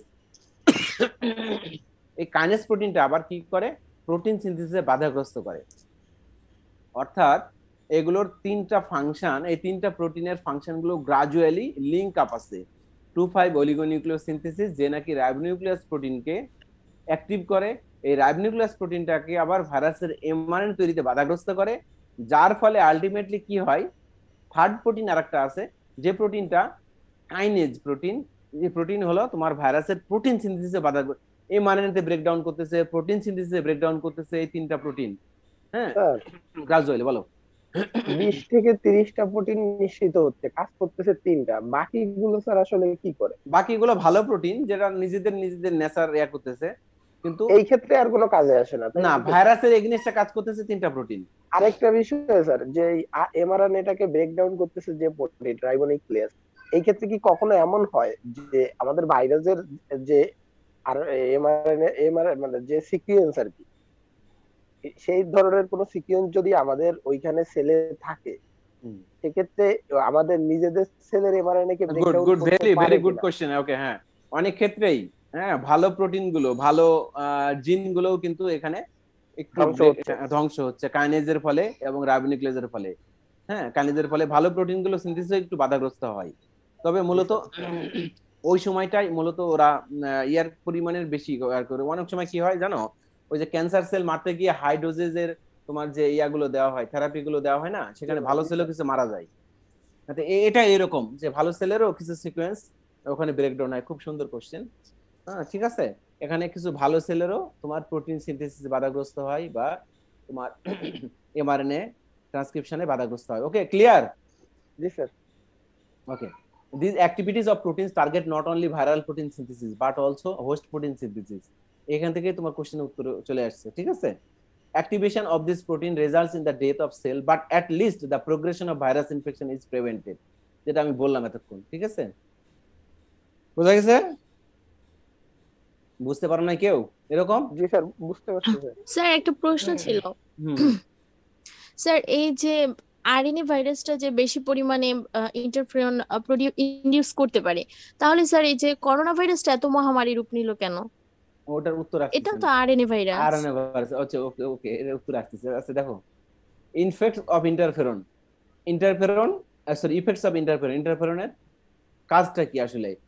inhibition of virus replication inside the target cell, protection of cells against intercellular parasites, যেটাকে আমি বললাম কিছু প্যাথোজেন আছে ইন্টারসেলুলার প্যারাসাইটস এর এগেইনস্টও কিন্তু ইন্টারফেরন কাজ করে। কিন্তু ইন্টারফেরন কখনোই ভাইরাস ইনফেকশন ছাড়া বা রেয়ার প্যাথোজেন ইনফেকশন ছাড়া ইন্টারফেরন নিশ্চিত হয় না, এটা important. Inhibition division of some normal and transform cells, transform সেলগুলো কিন্তু খারাপ হয়, ক্যান্সার সেলগুলো ট্রান্সফর্ম সেল, কিছু নরমাল সেলের ক্ষেত্রেও কিন্তু বাধাগ্রস্ত করে ইন্টারফেরন। আচ্ছা, regulation of cell differentiation regulate করে। ইন্ডাকশন অফ সাইটোকাইন ইন্ডাক্ট করে। Cytokine one kind of interferon, যেমন for example interleukin 1 tumour necrosis factor are induced by interferon gamma. তো ইন্টারফেরন গামার ইন্টারফেরন গামা একটা আমাদের ওয়ান মোস্ট ইম্পর্টেন্ট সাইটোকাইন, যা কিনা বিভিন্ন সেল সাইকেল বা বিভিন্ন বডির আমাদের অ্যাক্টিভিটি শো করার জন্য, যে কোনো জিনের অ্যাক্টিভিটি শো করার জন্য বা পাথওয়ে শো করার জন্য দুই ধরনের প্রোটিন দরকার। একটা হলো ইন্টারলিউকিন 1 বা আরেকটা হলো তোমার টিউমার নেক্রোসিস ফ্যাক্টর TNFR। এই দুইটা জিন, এই দুইটা প্রোটিন, ইম্পর্টেন্ট প্রোটিন কিন্তু ইন্টারফেরন গামা থেকে নিশ্চিত হয়। হ্যাঁ, ওকে, ইন্টারফেরন গামা থেকে। তো এইগুলো সাইটোকাইন, ঠিক আছে, এগুলো সাইটোকাইন, অর্থাৎ সাইটোকাইন আর হলো ইন্টারফেরন এগুলো অঙ্গাঙ্গি ভাবে জড়িত। কিন্তু মূলত এখানে এইটুকু জেনে রাখা দরকার যে ইন্টারফেরন গামা থেকে দুইটা মূল cytokine, interleukin 1 and TNF alpha, অর্থাৎ টিউমার নেক্রোসিস ফ্যাক্টর বা TNF বললেও হবে, এই দুইটা তোমার সাইটোকাইন নিশ্চিত হয়, যা কিনা বিভিন্ন পাথওয়েকে অ্যাক্টিভ করে শুরু করতে বা সেল সাইকেল শুরু করতে লাগে। এই দুইটা সাইটোকাইন নিশ্চিত হয় কার? ইন্টারফেরন গামা ইনডিউস করে বা ইন্টারফেরন গামার তৈরি হওয়ার ফলে এই দুইটা সাইটোকাইন মূলত তৈরি হয়। Activation of NK cell and macrophage active করে, এটা ভালো ভালো সেলকে অ্যাক্টিভ করে interferon. Increase the expression of class 1 MHC1 molecule and tumour promotes recognition. এই ক্লাস MHC1 মলিকুল বলে CD8 T সেল এগুলো। হ্যাঁ, তার মানে স্যার এটা বায়োলজিক্যাল মার্কার হিসেবেও ইউজ হচ্ছে। আরে লক্ষ লক্ষ এখন ওই যে সবকিছুতে ইন্টারফেরন মানে এই ড্রাগে ইউজ করে স্যার বের হচ্ছে, তার মানে ওইটা তো ইনফেক্টেড সেল, তার মানে ওখানে হচ্ছে বায়োলজিক্যাল মার্কার হিসেবে মানে ওখানে যেতে হবে। 2 নাম্বার পয়েন্টটা কি দেখছেন স্যার? কিসের জন্য? হ্যাঁ বলো। Protection of cell against intercellular parasites. এই ক্ষেত্রে স্যার মানে Intercellular- ভাইরাস বাদে হ্যাঁ হ্যাঁ হ্যাঁ, এই হলো যে তোমার এই যে ইন্টারসেলুলার প্যারাসাইটের মধ্যে পড়ে ক্রিমি আছে না, অ্যানথেমেলিন, এই ইন্টারসেলুলার প্যারাসাইট, ওগুলো এগেইনস্টও কাজ করে ইন্টারফেরন। আচ্ছা, ঠিক আছে। Interferon increase the expression of class 2 molecule, এই যে CD4 T cell class 2 molecule. তারপরে use the treatment of various virus infection such hepatitis B এবং সি। ইন্টারফেরন ড্রাগ হিসেবে ইউজ করা হয় এই দুইটা ভাইরাসের ক্ষেত্রে। এটা এখন কিন্তু খুব কমন। হেপাটাইটিস বি ভাইরাসের ক্ষেত্রে, সি ভাইরাসের ক্ষেত্রে ইন্টারফেরন ড্রাগ ইউজ করা হয়। Interferon gamma is used the treatment of leprosy, leishmaniasis and toxoplasmosis, use the inhibition of growth cancer cell and myeloma cells. তাহলে বোঝা গেছে? তাহলে অনেক ধরনের ড্রাগ ইন্টারফেরন, ইভেন এই যে কোভিড ড্রাগ গুলো কিন্তু ইন্টারফেরনের মাধ্যমে ট্রিটমেন্ট করার জন্য চেষ্টা করা হচ্ছে। ওকে, কোভিড এর জন্য, করোনা ভাইরাসের ক্ষেত্রে বলো। ইন্টারফেরন তাহলে আর্টিফিশিয়ালি ডিজাইন করে অলরেডি আমাদের মেডিসিন হিসেবে চলতেছে স্যার? চলতেছে মানে এটা যে টিকা দাও না, hepatitis B virus, C virus, এগুলো সব interferon drug. Interferon alpha drug, alpha আছে, গামা আছে, ইন্টারফেরন ড্রাগ। এগুলো ইন্টারফেরন ড্রাগ ওয়ার্ল্ড ওয়াইড সবচেয়ে বেশি বিক্রি মানে ইয়া হয়। সিনথেটিক্যালি আর্টিফিশিয়াল ইয়াগুলো, এগুলো বিভিন্ন ধরনের ভাইরাসের এগেইনস্টে কাজ করে। ওকে জি স্যার। তাহলে খুব একটা ইম্পর্টেন্ট চ্যাপ্টার ইন্টারফেরন। আচ্ছা, এবার আমি আর একটু জিনিস আসি, ছোট্ট একটা জিনিস দেখো, আমি 5 মিনিট ইয়া করলে হবে। আরেকটা চ্যাপ্টার খুব ছোট্ট, এগুলো তোমরা 5 মার্কের হয়তো একটা কোশ্চেন আসতে পারে, আমি সেই চ্যাপ্টারটা একটু বলে দিই।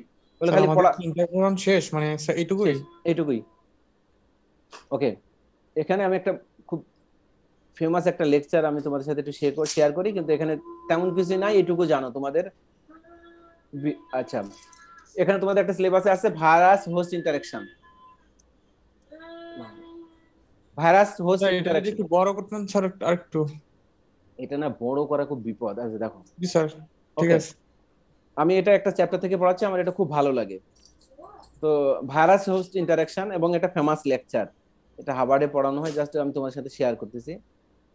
তো এই যে ভাইরাস হোস্ট ইন্টারঅ্যাকশন মানে কি, তোমাদের কাছে কি মনে হয় বলো তো? তোমরা একবার চোখ দিয়ে দেখছো যে এটা, পড়ে দেখছো, একবার ওভারভিউ করছো? ভাইরাস টু হোস্ট ইন্টারঅ্যাকশন বলতে কোন ভাইরাস কোন টাইপ অফ রিসেপ্টরকে চুজ করে, তার উপর ভিত্তি করে ভাইরাস, কোন অ্যানিমেল, কোন প্লান্ট এবং কাকে আক্রমণ করবে, সেটা নির্ভর করে হলো ভাইরাস হোস্ট ইন্টারঅ্যাকশনের উপরে। এখন যদি আমি বলি টোবাকো মোজাইক ভাইরাস হিউম্যানকে আক্রমণ করবে, কথা কি ঠিক? না স্যার। তাহলে কেন ঠিক না? স্যার ওই যে ভাইরাস হোস্ট ইন্টারঅ্যাকশন নাই স্যার, ওই যে গুড, ভেরি গুড অ্যান্সার। কারণ হলো ওই ভাইরাসটার স্পেসিফিক যে রিসেপ্টর দরকার বাইন্ড করার জন্য, হোস্টের যে রিসেপ্টর, সেটা হিউম্যানে নাই। ওকে, এই জন্য এর নাম দেওয়া হয়েছে ভাইরাস হোস্ট ইন্টারঅ্যাকশন। তো এখান থেকে এই ভাইরাস হোস্ট ইন্টারঅ্যাকশনে আমি খালি কথাগুলো বলি, তোমরা পরে আমি পড়ে যাব, তোমরা বলবে যে স্যার কি বলছে। তো এখানে ভাইরাস হোস্ট ইন্টারঅ্যাকশনের জন্য দুইটা জিনিস কাজ করে, সেটা হলো এক্সটার্নাল একটা, আর একটা হলো ইন্টারনাল। আর এক্সটার্নাল একটা ব্যারিয়ার আছে, একটা ইন্টারনাল ব্যারিয়ার আছে। এখন কেন টোবাকো মোজাইক ভাইরাসে কোভিড-19 ভাইরাস কাজ করে না? টোবাকো মোজাইক ভাইরাস আর কোভিড-19 ভাইরাস এক নয়। কারণ কোভিড-19 এই ভাইরাসটা কেন হিউম্যানে আক্রমণ করে, কেন তামাক গাছে আক্রমণ করে না? কারণ এখানে একটা ব্যারিয়ার আছে। এই ব্যারিয়ার গুলো দুই ধরনের ভাগ করা হয়, একটা এক্সটার্নাল আর একটা হলো ইন্টারনাল ব্যারিয়ার। আর যেটাকে বলা হচ্ছে যে হোস্ট ভাইরাস ইন্টারঅ্যাকশনের ক্ষেত্রে স্পেসিফিক রিসেপ্টর আছে, যে রিসেপ্টর গুলো ওই স্পেসিফিক ভাইরাসের ক্ষেত্রেই প্রযোজ্য। ওই স্পেসিফিক রিসেপ্টর যদি না থাকে, তাহলে ওই ভাইরাসটা ওই হোস্টকে আক্রমণ করবে না। তাহলে আমি কি বললাম, এখানে দুইটা জিনিস আছে, যে কিছু স্পেসিফিক রিসেপ্টর আছে যে ওই ভাইরাসটা ওই স্পেসিফিক রিসেপ্টরেই মাধ্যমেই ওই ধরনের অ্যানিমেল, ওই ধরনের প্লান্টকে আক্রমণ করবে বা ওদের সাথে বাইন্ড করে ওদের অ্যাক্টিভিটি শো করবে। আর একটা আছে হলো যে ব্যারিয়ার আছে, মানে বাধাগ্রস্ত করে। কি কি ব্যারিয়ার? যেগুলোকে হোস্ট এবং ভাইরাসের ইন্টারাকশনের ক্ষেত্রে বাধাগ্রস্ত করে। তাহলে দুইটা কি পয়েন্ট আমরা এখানে পেয়ে গেলাম, এই চ্যাপ্টার থেকে শিখবো। ওকে, কি পয়েন্টগুলোর মধ্যে আমি এবার আলোচনা করি। তাহলে মূলত আলোচনা করি যে রেজিস্ট্যান্স টু মানে and recovery from viral infections will depend on the interaction that occur between virus and host. তাহলে রেজিস্ট্যান্স টু মানে একটা থাকে হলো রেজিস্ট্যান্স টু, আর একটা হলো রিকভারি ফ্রম ভাইরাল ইনফেকশনস। কথাগুলো বুঝো। The defenses mounted by the host may act directly on the virus or indirectly on virus replication by alternating or killing the infected cell. The non-specific host defense functions early in the encounter with virus to prevent or limit infections, while the specific host defenses functions after infections in recovery immunity to subsequent challenges. Although the host defense mechanism involved in a particular viral infections will vary depending on the virus. আমি যে কথাটাগুলো বললাম যে ভাইরাসের উপর depend করে যে সেটা কোন হোস্টকে আক্রমণ করবে, তার ডোজের উপর অনেক সময় নির্ভর করে, এবং পোর্টাল অফ এন্ট্রি, সেই যদি রিসেপ্টর স্পেসিফিক থাকে সেই স্পেসিফিক রিসেপ্টরের সাথে সেই ভাইরাসটা আক্রমণ করবে। Some general principle of virus interaction are summarise below. Okay, তো আমি তার আগে তোমাদের এটা বর্ণনা করার আগে আমি টেবিল 1 বর্ণনা করি। দেখো HIV CD4 T cell receptor, CD4 receptor হিউম্যানে থাকে, তাই না? তাহলে এইচআইভি কোন রিসেপ্টরের মাধ্যমে আক্রমণ করে? এই কথা বলো। CD4 স্যার, ওই যে হিউম্যানের সেল সারফেসে যে রিসেপ্টরটা থাকে বা অ্যানিমালের। তাহলে এটা প্লান্টে তো নাই, এটা আছে? না স্যার। তাহলে এটা প্লান্টে আক্রমণ করতে পারবে না। তাহলে এটা টিএইচ সেল আর কি, সেল টাইপ। এটা হলো তোমার কি বলবো, টিএইচ, হ্যাঁ TH1 TH2 যেগুলো আছে না, এটা এগুলো তো তেমন ইম্পর্টেন্ট না। বি সেল, টি সেল এগুলো type, cell type. TH type cell বলো। তারপর হলো Epstein virus CR2 receptor, complement receptor type 2। এটা একটা রিসেপ্টর যে এপিস্টেন ভাইরাস, এপিস্টেন বার ভাইরাস, এই ভাইরাসগুলো অ্যানিমেলে থাকে। তো এই ভাইরাসগুলোর রিসেপ্টর এই যে CR2 এই রিসেপ্টর গুলো হলো থাকে, যার জন্য হলো এপিস্টেন ভাইরাস, এই ভাইরাসটা সুইটেবল। ইনফ্লুয়েঞ্জা এ ভাইরাস, গ্লাইকোফরিন এ, এই রিসেপ্টরটা দরকার ইনফ্লুয়েঞ্জা এ ভাইরাসের জন্য। এগুলো অ্যানিমেল বা হিউম্যানে থাকে। রিনো ভাইরাস, এগুলো কিন্তু যে গাভি টাবি এগুলো থাকে। এই যে আইক্যাম, এটা একটা প্রোটিন, এই প্রোটিনটা রিসেপ্টর হিসেবে ইউজ করে। তাহলে এই হোস্ট, এই রিসেপ্টর গুলো এই ভাইরাসের ইনফেকশনের জন্য এই রিসেপ্টর গুলো দরকার। ওকে, তাহলে বোঝা গেছে? তাহলে স্পেসিফিক রিসেপ্টর দরকার, যে রিসেপ্টর যে ভাইরাসের জন্য প্রযোজ্য। আচ্ছা, virus gain entry into host cell by first binding to specific receptor on cells, table 1, adapted from the root. আচ্ছা, ওকে। The host range of the virus will depend upon the presence of this receptor. Thus, if a host lacks the receptor for virus, or if the host cell lacks some component necessary for the replication of a virus, the host will inherently be resistant to that virus. For example, mice, মানে ইঁদুরের যেটা, mice lack the receptor of poliovirus for poliovirus, and thus they are resistant to poliovirus. Similarly, human are inherently resistant to plant and many animal virus, যেটা আমি এতক্ষণ বলতেছিলাম, তাই না? হ্যাঁ স্যার। প্লান্ট ভাইরাস যেটা প্লান্টকে আক্রমণ করে, ওটা ওই রিসেপ্টরটা যেটা অ্যানিমেলের মধ্যে নাই। ওকে, এইরকম আর কি। এই যে এখানে একটা এক্সাম্পল দিয়ে বলতেছে, পোলিও ভাইরাসের মধ্যে তোমার মাইসে পোলিও ভাইরাস ল্যাক থাকে, মাইসের মধ্যে পোলিও ভাইরাসের যে রিসেপ্টর সেটা নাই, তাহলে পোলিও ভাইরাস সেখানে মাইসকে আক্রমণ করবে না। ওকে, এরকম। তাহলে তোমাদের যদি আমি বলি যে হোস্ট ভাইরাস ইন্টারঅ্যাকশনের বেসিক জিনিসটা কি, বেসিক জিনিসটা হলো যে তোমার সুইটেবল হোস্ট সুইটেবল ভাইরাস এর সাথে বাইন্ড করে তারপরে তাদের অ্যাক্টিভিটি শো করে। তো এই ক্ষেত্রে একটা এক্সাম্পল তোমরা বলতে পারো, যেমন পোলিও ভাইরাসের ক্ষেত্রে, হ্যাঁ, পোলিও ভাইরাস মাইসে যদি পোলিও ভাইরাসের রিসেপ্টর নাই, তাই মাইস পোলিও ভাইরাসে আক্রান্ত হয় না। হ্যাঁ বলো। স্যার, দেখা গেছে যে এমন কি হতে পারে না স্যার, যে মাইসে পোলিও ভাইরাস গেছে কিন্তু দেখা গেছে যে তার সেলে প্রবেশ করার মতো রিসেপ্টর নাই দেখে সেলে প্রবেশ করতে পারে না, কিন্তু ইন্টারস্টেশিয়াল ফ্লুইড যেটা, সেটাতে একটা নির্দিষ্ট টাইম পর্যন্ত তো ছিল, এটা তো সত্য স্যার। আরে বাবা, এখন ব্যাপারটা হলো যে ও রিসেপ্টরের সাথে যদি বাইন্ড না করতে পারে তাহলে তো ট্রান্সক্রাইব ক্ষমতা থাকবে না। না স্যার, কিন্তু হ্যাঁ বলো। ও রেপ্লিকেট করতে পারলো না, এটা ঠিক আছে, কিন্তু যে বডিতেই যাইতে পারবে না, এমন কি পসিবল কিনা স্যার? রেপ্লিকেশন না করলে তো ভাইরাস বেশি সময় বাঁচতে পারবে না। এখন কথার কথা, একটা লোহার উপরে কোভিড-19 ভাইরাস আছে, কিছু সময় বেঁচে থাকলো, কিছু হয়তো 1 ঘন্টা 2 ঘন্টা বেঁচে থাকলো, বা একটা তোমার ইয়ার উপরে তুমি একটা এই যে দরজা বা কাঠের উপরে কিছু সময় হয়তো বেঁচে থাকলো, কিন্তু লং টাইম কি বাঁচা সম্ভব যতক্ষণ পর্যন্ত সে এন্ট্রি না হয়ে ট্রান্সক্রাইব না হবে? না স্যার, কিন্তু এটা প্রাথমিক যে অবস্থা যে কিছু সময় বেঁচে থাকা, সেটা ঘটে কিনা? সেটা তো ঘটে, ভাইরাস তো 2-3 ঘন্টা এমনি মরা কাঠের উপরে বেঁচে থাকতে পারে। তোমরা তো পড়তেছো কোভিড-19 অনেক কিছু পড়তেছো না? এখন তুমি একটা জিনিসে টাচ করতেছো, ইনফেক্টেড মানুষ, এখন একটা নিডিল একটা গ্লাসে টাচ করতেছো, একটা লোহার জিনিস টাচ করতেছো, কিছু সময় তো অ্যাক্টিভ থাকবেই। এখন ওইটা যদি আরেকটা মানুষ টাচ করে, তাহলে তো এই জন্য আমি হ্যান্ড স্যানিটাইজার কেন ইউজ করি, কেন মাস্ক পরি, তাই না? এগুলো তো ইম্পর্টেন্ট জিনিস। ওকে, তো ঠিক আছে, এখন আমরা বলবো এটা, আমরা আমাদের এই পার্টটা কি শেষ? এটুকু বুঝতে পারছি যে স্পেসিফিক রিসেপ্টর দরকার হয়। জি স্যার। ওকে, এবার ব্যারিয়ারটা কি, ব্যারিয়ার সম্বন্ধে একটু কথা বলবো। ব্যারিয়ার বলতে বাধাগ্রস্ত করে ভাইরাস এবং হোস্টের ইন্টারাকশনে বাধাগ্রস্ত করে কিভাবে? দেখো, এই ইন্টারাকশনে বাধাগ্রস্ত করার দুইটা ব্যারিয়ার আছে। একটা হলো ইনহেরেন্ট ব্যারিয়ার। ইনহেরেন্ট মানে তোমার জন্মগতভাবে যেগুলো চলে আসছে। The host has a number of barriers to infection that are inherent to the organisms. These represent the first line of defense which function to prevent or limit infections. কিন্তু যেটা আমি বললাম, the skin act as a formidable barrier for most viruses, and only after this barrier is breached will virus be able to infect the host.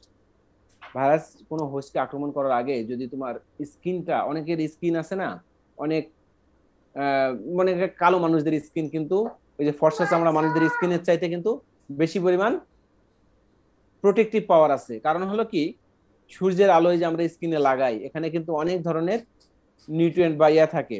যারা দেখবা যে সবসময় এসির মধ্যে থাকে তাদের কিন্তু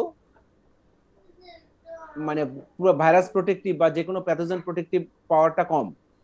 স্কিনও একটা ইম্পর্টেন্ট জিনিস। অনেকে স্কিন দেখবা যে খুব মানে একটু সামান্য বাতাস লাগলে, ঠান্ডা লাগলে লাল লাল দাগ হয়ে যায়, মানে মানে ইয়ার তোমার ইমিউনিটিটা স্ট্রং এর যে স্কিনের যে তোমার ইমিউনো সিস্টেমস, সেটা কিন্তু অনেক উইক।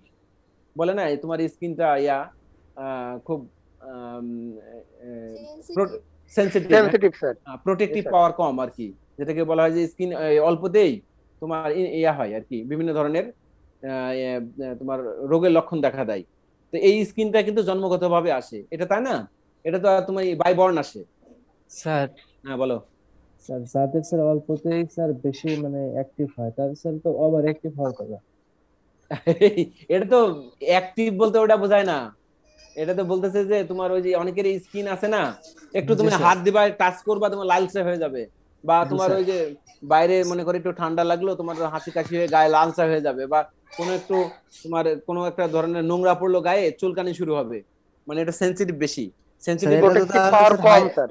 স্যার তাহলে তো হাইপার হইলো তাহলে। আর না না না না, ওইটা না, ওটা হলো তোমার প্রোটেক্টিভ পাওয়ার, মানে যে কোনো রোগ জীবনের বিরুদ্ধে কাজ করার ইয়াটা, এটাই অনেকের আছে না, তোমার ওই ময়লা আবর্জনা ইয়াতে দিয়ে কাজ করতেছে, স্কিনের কোনো সমস্যা হচ্ছে না। অনেকে আছে যে একটু রোদ্রে বের হওয়ার আগে স্কিনে র্যাশ উঠতেছে, এগুলোর কথা বলতেছি আমি।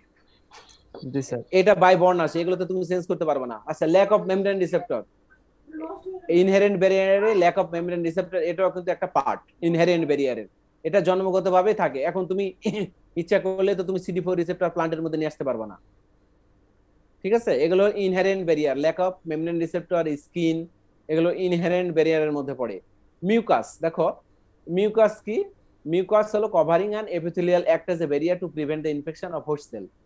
In some instances, the mucus simply act as a barrier, but in this case, the mucus can prevent the infection by the completing the virus receptor on host cell or on cells. For example, orthomycosis and paramycovirus families infect the host cell by binding to the celiac acid receptor. এটা এই celiac acid receptor এটা হলো মিউকাসে থাকে। এই celiac acid receptor যদি তোমার compete করতে না পারে, এই মিউকাস যদি তোমার ওই ভাইরাসটা কম্পিট করতে না পারে, ওকে অর্থাৎ ওকে বাইন্ড করতে যদি প্রিভেন্ট না করতে পারে, তাহলে কি হয়? ওই ভাইরাসটা তোমার আক্রমণ করতে পারে। তাহলে এই মিউকাস এই ভাইরাসের এগেইনস্টে কাজ করে। এই যে প্যারামাইক্সোভাইরাস ফ্যামিলিজ, এই ফ্যামিলির ভাইরাসগুলো আমার মিউকাসের মধ্যে যে সিলিয়াক অ্যাসিড রিসেপ্টর আছে, সেই রিসেপ্টরের সাথে বাইন্ড করে। A celiac acid receptor containing glycoprotein in mucus can thus compete with the cell receptor and diminish the prevent the binding of the virus. তাহলে মিউকাস একটা ইম্পর্টেন্ট কি প্রোটেক্টিভ ক্ষমতা আছে, যেটা কিছু কিছু ভাইরাসকে তোমার ইনফেক্ট করতে বাধাগ্রস্ত করে, ঠিক আছে?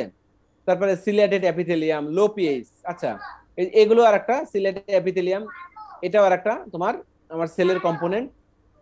এই সেলের কম্পোনেন্ট অনেকগুলো ড্রাগ হিসাবে কাজ করে, বা অনেক ইনফেক্টেড মানে প্রোটেকশন পাওয়ার আছে। যেমন রেসপিরেটরি ইনফেকশন হলে সিলিয়াটেড এপিথেলিয়াম যদি তোমার একটা প্রোটেক্টিভ পাওয়ার আছে, যা হলো কি সার্টেন ভাইরাসের এই যে mucociliary elevator can help the diminish the infectivity. এই সিলিয়াটেড এপিথেলিয়াম হুইচ ড্রাইভ দ্য এই মিউকোসিলিয়ারি এলিভেটর একে অ্যাক্টিভ করে, যা কিনা আলটিমেটলি ভাইরাসকে ধ্বংস করতে সাহায্য করে। তো এই ধরনের অর্গানগুলো, এই ধরনের কম্পোনেন্ট গুলো তোমার আমাদের কি হয়, বাই বন্ড চলে আসে, ইনহেরিটেন্ট। লো পিএইচ, দেখো কিছু মানুষের পিএইচ, বডির পিএইচ সংখ্যা কিন্তু কনস্ট্যান্ট লো থাকে। এই লো পিএইচ কিন্তু অনেক সময় এই লো পিএইচ কি হয়, অনেক সময় কি হয় যে তোমার ভাইরাসের অ্যাক্টিভিটিতে বাধাগ্রস্ত করে। পিএইচ যদি কম থাকে, লো পিএইচ মানে কি বলতো? PH acid sir. অ্যাসিডিক থাকলে কিন্তু ভাইরাস কিল করে কি অ্যাসিডিক ইয়াতেই, তাই না? তো লো পিএইচ থাকলে যেহেতু অ্যাসিডিক ফর্মে থাকে, অনেক ধরনের গ্যাস্ট্রিক সিক্রেশনে ইনঅ্যাক্টিভ করে। তো গ্যাস্ট্রিক সিক্রেটিভ যে ভাইরাসগুলো গ্যাস্ট্রিক সিক্রেশনে, মনে করে হেলিকোব্যাক্টার পাইলোরি বা অন্যান্য যে আছে ভাইরাসগুলো আছে, তো এই ভাইরাসগুলোর ইনফেকশনের ফলে ব্যাকটেরিয়া বা ভাইরাসই অনেকগুলো ভাইরাস আছে যেগুলো তোমার গ্যাস্ট্রিক সিক্রেশনের সাহায্য করে। সেই লো পিএইচ থাকার ফলে কি হয়, ওই ধরনের ভাইরাসগুলো কি হয়, এন্টারোভাইরাস আছে যেটা আমাদের ইয়াতে থাকে, মানে প্যানক্রিয়াটিক ইয়াতে থাকে। তো এই ভাইরাসগুলো মানে এই ভাইরাসগুলো কি হয়, তোমার রেপ্লিকেট করতে পারে না প্রপারলি, কারণ ওই ভাইরাসের সুইটেবল যদি তোমার ইয়া না থাকে, পিএইচ না থাকে, যেহেতু লো পিএইচ মানে গ্যাস্ট্রিক অবস্থায় থাকে, তাই না? Low pH of gastric secretion inactivate most virus. However enterovirus একটা ভাইরাস যেটা প্যানক্রিয়াটে থাকে are resistant to gastric secretion and thus can survive and replicate in the gut. Okay, গাটে, এবং এগুলো এই ভাইরাসগুলো গাট থেকে সিক্রেশন হয়, এবং এই ভাইরাসগুলো যদি লো পিএইচ থাকে তাহলে কিন্তু সে কি করে, লো পিএইচ এর ফলে কিন্তু সে রেপ্লিকেট করতে পারে না। ফলে স্যার এন্টারো ভাইরাস যেটা, এটা কি রেপ্লিকেট করতে পারে স্যার লো পিএইচে? না করতে পারে না, এটা ইয়া হয়ে যায়। আর রেজিস্ট্যান্ট, দেখছো না, এন্টারোভাইরাস আর resistant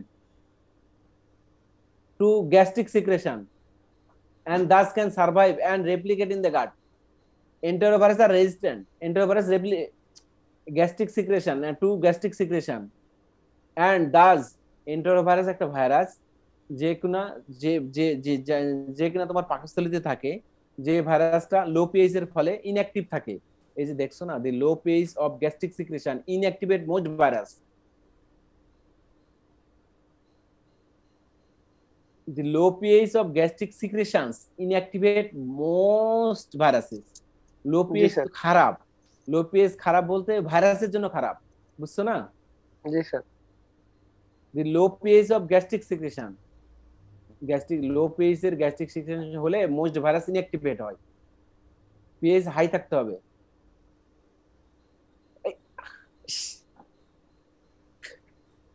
This is it.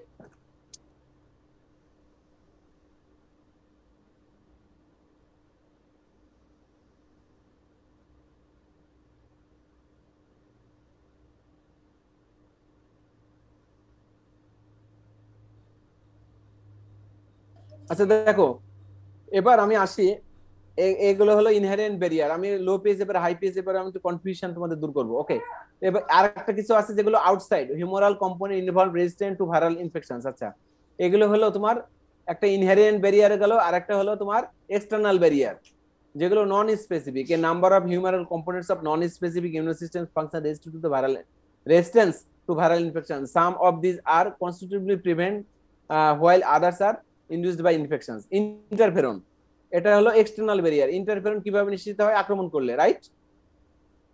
Virus আক্রমণ করলে তো ইন্টারফেরন নিশ্চিত হয়। এটা কি এক্সটার্নাল ব্যারিয়ার না ইন্টারনাল ব্যারিয়ার? ইন্টারনাল। নন, এগুলো তো আগের গুলো হলো জন্মগত। ইনহেরিয়েন্ট মানে হলো তোমার এটা জন্মগতভাবে এদের সৃষ্টি। এগুলো যেগুলো ভাইরাস প্রোটেকশনে কাজ করে। আবার induced barrier, I am sorry, এবার দেখো ইনডিউসড ব্যারিয়ার বলতে জ্বর হইলো। Fever can help to inhibit the virus replication by potentially other immuno defence by decreasing the virus replication. এখন তোমার জ্বর হয়েছে, মনে করো তোমার ইনফ্লুয়েঞ্জা ভাইরাস, তোমার এখানে কোভিড-19 ভাইরাস কিছুটা বাধাগ্রস্ত হবে না?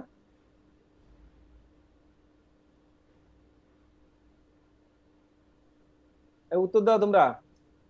স্যার আরেকবার স্যার প্লিজ। আগে গুলো ইনহেরিয়েন্ট ব্যারিয়ার, যেগুলো জন্মগত পাবা। এবার আসবে ইনডিউসড ব্যারিয়ার, মানে যে ব্যারিয়ার তোমাকে বাইরে থেকে ইনডিউসড করা হচ্ছে, বাইরে থেকে এক্সটার্নাল একটা কোনো সাপোর্টের ফলে। মানে জ্বর কি তোমার ভিতরে থেকে তৈরি হয় না বাইরে থেকে কোনো ইয়া আসে, প্যাথোজেন আসে? প্যাথোজেনের কারণে। প্যাথোজেনের কারণে। তাহলে এই যে ভাইরাসের কারণে হতে পারে। তাহলে এই যে fever can help to inhibit the virus replication by potentiating other immuno defence and by decreasing the virus replication. এখন তোমার ইনফ্লুয়েঞ্জা জ্বর হলো, জ্বর হতে তোমার কি মনে হয় না যে কোভিড-19 ভাইরাস কিছুটা হলে ওখানে কিন্তু বাধাগ্রস্ত হবে ইনফেকশন হতে? কেন জানো? কেন স্যার? কারণ হলো মোস্ট অফ দা ভাইরাস 37 ডিগ্রির উপরে টেম্পারেচারে ওদের রেপ্লিকেশন প্রসেসটা বাধাগ্রস্ত হয়। ও কিন্তু এখন তোমার high fever 40 degree centigrade temperature, তখন তো তোমার কোভিড ভাইরাস যখন রিসেপ্টরের সাথে বাইন্ড করবে হাই টেম্পারেচারে, তখন সে রেপ্লিকেশনই করতে পারবে না। মানে প্রতিকূল পরিবেশ সৃষ্টি হয়ে যাবে তার জন্য। পড়ো লাইনটা পড়ো।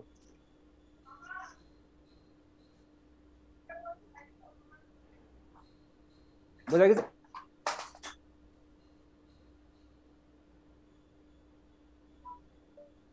বুঝতে পারছো? জি স্যার। তাহলে আরেকটা জিনিস আছে লো pH. The pH inflammatory infiltrates is also low and can help to limit viral infection by inactivating virus. তাহলে লো পিএইচ যদি থাকে, হ্যাঁ, the pH of inflammatory infiltrates is also low and can help limit viral infection by inactivating virus. তো আমরা জানি যে লো pH এর ফলে কি হয়, অ্যাসিডিক অবস্থা থাকে, যা কিনা ভাইরাসের এগেইনস্টে কাজ করে, এই নেক্সট কাজ করে। ঠিক আছে, লো পিএইচ। এখন তোমার পিএইচ হাই আছে, পিএইচ লো করে এখন বলো ইনডিউসড হচ্ছে কিভাবে লো পিএইচটা? যেমন ফেভার তো দেখা গেছে বাইরের প্যাথোজেনের কারণে ফেভার হইছে, যেটা গুড আইডিয়া। শোনো, এটা হলো এখন তোমরা যে এক্সারসাইজ করো না স্যার, এখন তুমি hard work, lactic acid, hard work করলে পিএইচ অনেক সময় লো হয়ে যায়। বা ঘামো, তুমি এক্সারসাইজ করার পরে ঘামার পরে দেখবে যে তোমার এখন পিএইচ হলো মানে 7.8। তুমি ভিগারোসাসলি এক্সারসাইজ করতেছো, করার পরে তোমার পিএইচ কমে যাবে। কমে গেলে তোমার সুইটিং এক্সক্রিয়েশনের মাধ্যমে তোমার কি হচ্ছে, অনেক বর্জ্য পদার্থ তোমার বডি থেকে বাইরে যাচ্ছে এবং পিএইচ কমে যাচ্ছে। ফলে কি হয়, তোমার ওই যে ভাইরাস এর যে মানে সুইটেবল টেম্পারেচার বা সুইটেবল পিএইচ সেটা যদি কমে যায়, তাহলে সেই ক্ষেত্রে টেম্পারেচার বেড়ে যাবে, কিন্তু পিএইচ কমলে টেম্পারেচার বাড়া পিএইচ কমা ভাইরাসের জন্য খারাপ। ওকে, এক্সারসাইজের ক্ষেত্রে পিএইচ কমে যাওয়া, যেটা এটা কি ল্যাকটিক অ্যাসিডের সাথে কোনো সম্পর্ক আছে কিনা? হ্যাঁ, ল্যাকটিক অ্যাসিড অবশ্যই, অ্যাসিডিক হলেই তোমার পিএইচ কমে যাবে। কারণ ওখানে তো বডি যখন তুমি করবা মেটাবোলাইজ হলে অ্যাসিড ফর্ম গুলো HCl, ল্যাকটিক অ্যাসিড বা মেটাবোলাইজড যে গুলো সেগুলো বাড়বে। তো এইটুকু বলবা যে দুইটা ব্যারিয়ার, ইনহেরেন্ট ব্যারিয়ার আর ইনডিউসড ব্যারিয়ার, এর ক্ষেত্রে কি কি আছে, হোস্ট ভাইরাস ইন্টারঅ্যাকশন, এগুলো বর্ণনা 5 মার্কের। ওকে স্যার, আর এই এন্টেরোভাইরাসটা আরেকটু দেখবেন স্যার। এন্টেরোভাইরাস, আচ্ছা স্যার, লো পিএইচ এ এন্টেরোভাইরাস কি বেঁচে থাকতে পারে নাকি বেঁচে থাকতে পারে না স্যার? কারণ এখানে তো বলতেছে যে রেজিস্ট্যান্ট টু গ্যাস্ট্রিক সিক্রেশন, এটা গ্যাস্ট্রিক সিক্রেশনকে প্রতিরোধ করে নাকি স্যার? আচ্ছা, এখন এটা গ্যাস্ট্রো কি যেন বলে, এই এন্টেরোভাইরাসটা তোমার গ্যাস্ট্রো ইন্টেস্টিনাল টিস্যুস বা এর থেকে সিক্রেশন হয়। এটা হাই লো পিএইচ এও এই ভাইরাসগুলো বেঁচে থাকে, রেজিস্ট্যান্ট তো। জি স্যার, কারণ এগুলো আমাদের স্টমাকে প্রচুর পরিমাণে HCl থাকে, বুঝছো? তো এগুলো অলরেডি কিন্তু হাই HCl এর মধ্যে কিন্তু এই ভাইরাসগুলো বেঁচে থাকে। হ্যাঁ, লো পিএইচ গুলোতে এই ভাইরাসগুলো রেজিস্ট্যান্ট, কারণ এই ভাইরাসগুলো তোমার পাকস্থলীতে থাকে, তো পাকস্থলী থেকে এই ভাইরাসগুলো হয় আর কি। এটার মূল উৎপাদন মানে এটা মোটামুটি আনকমন আর কি। এটা কিন্তু তোমাকে এইটুকু বললেই হবে যে লো পিএইচ এ ইনঅ্যাক্টিভ হয়, ভাইরাস ইনঅ্যাক্টিভ হয়। ওগুলো দু একটা এক্সেপশনাল আছে, যেটা হলো ওই এন্টেরোভাইরাস। জি স্যার, বুঝতে পেরেছি। ঠিক আছে, ওকে। তা কোশ্চেনটা কি হতে পারে এখানে? কোশ্চেন থাকবে যে describe the external and internal barrier বা inherent and induced barrier for the host virus interaction. Okay, G sir. 5 mark. যদি এক্সটার্নাল ইন্টারনাল আকারে দেয়, সেক্ষেত্রে ইনডিউসটা কি স্যার আমাদের এক্সটার্নাল? ইনডিউসটা এক্সটার্নাল আর ইন্টারনাল হলো ইনহেরেন্ট, মানে যেটা জন্মগতভাবে পাও। জন্মগত। জি স্যার, বুঝতে পেরেছি। Thank you sir.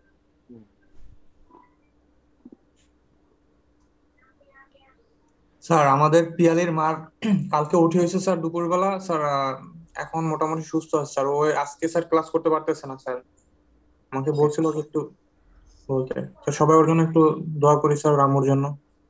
অবশ্যই। আতিকা আফরিন, আতিকা আফরিন, আসসালামু আলাইকুম স্যার। বুঝতে পারছো আজকে ক্লাসটা? না বুঝার কিছু কারণ নাই, এত এরকম করে কেউ বুঝাবে না।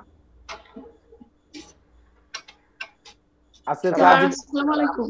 হ্যাঁ, আজকে যদি ক্লাসটা না বুঝতে পারো তাহলে একবারে অবস্থা খারাপ। কারণ আজকের ক্লাসটা তুমি তুমি যদি 10 দিন পড়ো তা বুঝতে পারবে না। আমার এই চ্যাপ্টারটা বুঝতে প্রায় 10-15 দিন সময় লাগছে।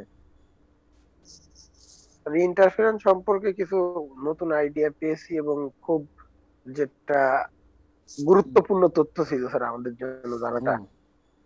আমি এটা 2টা ক্লাস নিয়েছিলাম এর আগে, কিন্তু তোমাদের সময় কম তো। আচ্ছা, আমি একটা জিনিস বলে রাখি, সামনের সপ্তাহে সিটি নেব এই ইন্টারফেরন, আর ওইটার 5 মার্ক আসবে বললাম তো একটা কোশ্চেন। এটাতে জি, স্যার। 5 মার্ক, এই একটা ইনহেরিয়েন্ট ব্যারিয়ার অর্থাৎ এক্সটার্নাল আর ইন্টারনাল ব্যারিয়ারের 5 মার্ক। আমি 15 মার্কের একটা সিটি নেব, 15 মার্কের। 15 আগে কত হয়েছে সিটি? স্যার আগে তো ভাইবা সিটি একসাথে হয়েছে স্যার। 12 মার্কের না, এবার 13 মার্কের একটা সিটি নেব। 12 হয়েছে স্যার। আগে 12 আর এবার 13 মার্কের শুধু লিখিত পরীক্ষা নেব, তার মধ্যে 5 তো ওটাতে চলে গেল, আর 8 মার্ক নিব হলো ইন্টারফেরেন্সের উপরে। ঠিক আছে স্যার আরেকটা জি স্যার। বিষয় স্যার, আমাদের তো আসলে মানে 25 তারিখের পর থেকে ফাইনাল শুরু হয়ে যাবে। 24 তারিখ অলরেডি থেকে, 24 তারিখ থেকে। হ্যাঁ 24 তারিখ থেকে, আজকে অলরেডি 2-3 তারিখ পড়ে গেছে। হুম। আমাদের স্যার মানে ফাইনালের প্রথম পার্ট যেটা মানে প্রথম যে মার্কের যে ডিস্ট্রিবিউশন, এটা স্যার এই টাইমের মধ্যে কি সম্পূর্ণ করা পসিবল? কারণ আচ্ছা, প্রত্যেকটা সাবজেক্টেরই আমাদের এই পরীক্ষাগুলো থাকবে। আচ্ছা আমি তোমাকে বলি, শোনো। আমি যেটা করব, আমার কোর্স আমি ওটা টিচাররা ডিফাইন করবে।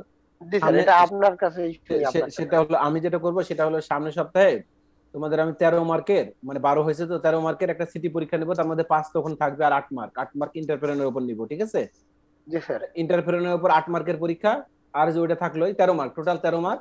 এই পরীক্ষাটা নেওয়ার পরে তোমাদের আমি একটা ভাইবা নিব শর্ট করে, যেখানে 20 মার্ক কভার করবে। Thank you sir, thank you so much. ঠিক আছে, 20 মার্ক কভার করবে, আর 30 মার্ক হলো তোমার ওই পরীক্ষার যে date final. Okay sir sir, এর ভাইবাটা আগে কি এর আগে তো আমাদের বলছিলেন স্যার। অন্য ডেটে নেবেন স্যার? মানে নেক্সট সপ্তাহের পরে তো? ভাইবাটা নেক্সট সপ্তাহে, এক কাজ করো, নেক্সট সপ্তাহে তোমরা শনিবারে দিয়ে দাও, যে কোনো সময় দিয়ে দাও। স্যার আমরা ক্লাস টাইমে দিতে পারলে সব থেকে ভালো হয় স্যার, আমাদের জব। আচ্ছা তাহলে তারপরের সপ্তাহে, ওকে তারপরের সপ্তাহে দিয়ে দিবা।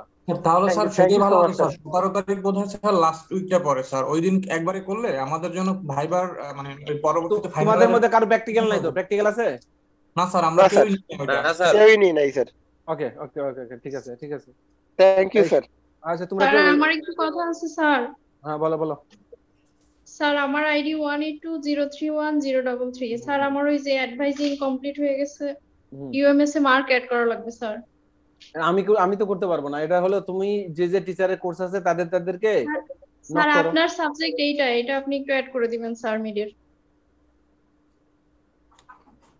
এটা মিডের মার্ক তোমার অ্যাড করা হয় নাই? স্যার ইউএমএস এ তো তখন আমার আইডি অ্যাড ছিল না, মনে হয় নাই। তুমি কত পাইছো? 13। 13? আচ্ছা এটা তো আবার বিপদে ফেলালা, দেখি সামনের দিন যাই অ্যাড করতে হবে। স্যার একটু মনে করে আইডিটাই অ্যাড করুন। খালি আমার সাবজেক্টটাই? স্যার আপনার এই সাবজেক্ট আপনার বললাম, আর বাকি সাবজেক্ট তো আছে, ওনাদেরকে আমি বলবো স্যার আজকে। হ্যাঁ হ্যাঁ, তাড়াতাড়ি বলে ফেলো এগুলো তাড়াতাড়ি বলে ঠিক করো। মানে তুমি যে বিপদে ফেলাইছো আমাকে, মানে স্যার আর বললেন না, আমি নিজেই মানে একবারে আহাম্মুক হয়ে গেছি। আচ্ছা এই আজকে ক্লাসে সবাই বুঝতে পারছো? জি স্যার। আতিকা ভালো ক্লাস হয়েছে সব থেকে স্যার। হ্যাঁ ভালো তো ক্লাস হয়, কিন্তু এটা তো আমার অনেক পড়া লাগছে। স্যার এইটা সব থেকে বেশি ভালো হয়েছে, আমার তো স্যার বুঝতে সুবিধা হয়েছে অনেক। স্যার নেক্সট ক্লাসে আমরা ভাইবা এই সিটি ছাড়া কি অন্য কিছু পড়বো না শুধু সিটি দিব? না আর তোমার সিলেবাসই তো নাই কিছু, আরো পড়তে চাও? স্যার আপনি যদি জানাতেন তাহলে না, অলরেডি আমাদের অন্যান্য সাবজেক্টেও অনেক প্যারা স্যার, আপনি যদি এইটুকু না বুঝেন তাহলে আর কে বুঝবে স্যার? আমাদের আরেকটু বুঝার, আমি আগের ব্যাচগুলোকে নিছিলাম, যে মেকানিজম অফ কোভিড-19 ভাইরাস কিভাবে কাজ করতেছে আর কি কি ওয়েতে ভ্যাকসিন তৈরি হয়, ওটা ওদের নিছিলাম। ওদের সময় ছিল তো 183 ব্যাচের সাথে বা 191 ব্যাচের সাথে। তো তোমাদের তো সময় কম এই সেমিস্টার, এটাই সমস্যা। তো ঠিক আছে, তাহলে আমি কি করব বললাম, সামনের সপ্তাহে তোমাদের এই সিটি পরীক্ষাটা নিয়ে নেবো 13 মার্কের, আর তারপরের সপ্তাহে তোমাদের 20 মার্কের একটা ভাইবা নেবো এই দুইটা চ্যাপ্টারের উপরেই। জি স্যার। স্যার ওকে, সময় কম মানে স্যার পুরো দৌড়ানোর উপরে আছি স্যার। হ্যাঁ হ্যাঁ হ্যাঁ, ঠিক আছে, ওকে লিমন স্যার যেটা বলছে এরপরে আর কোনো কিছু থাকে না। ওকে, ঠিক আছে, thank you thank you thank sir. You. এই সুমিরাজ, সুমিরাজ জি স্যার। জি তুমি স্যার। তুমি বুঝতে পারছো? জি স্যার, বুঝতে পারছি স্যার। ওই যে গত ক্লাসে আপনি আমাকে ডাকছিলেন স্যার, আমি পরে নদীর থেকে শুনছি স্যার আমার আত্মীয় মারা গেছিল, তো মানে সেই সময় ফোনটা আসছিল। আচ্ছা, তুমি বলো তো যে নরমাল সেলে ইন্টারফেরন নিশ্চিত হয়, ইজ ইট রাইট? জি sir. Normal cell release the interferon, is it right? Sir interferon রিলিজে তখন টার্গেট নরমাল সেলের হয়। স্যার আমি কোশ্চেনটা বুঝতে পারিনি। Normal cell produces the interferon, এটা রাইট অর ফলস?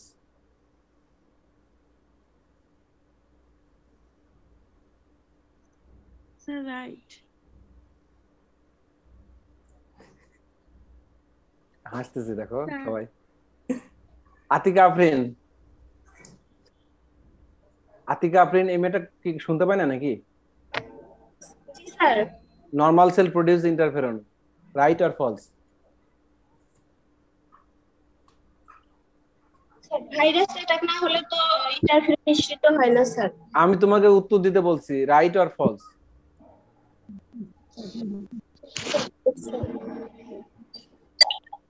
হ্যাঁ,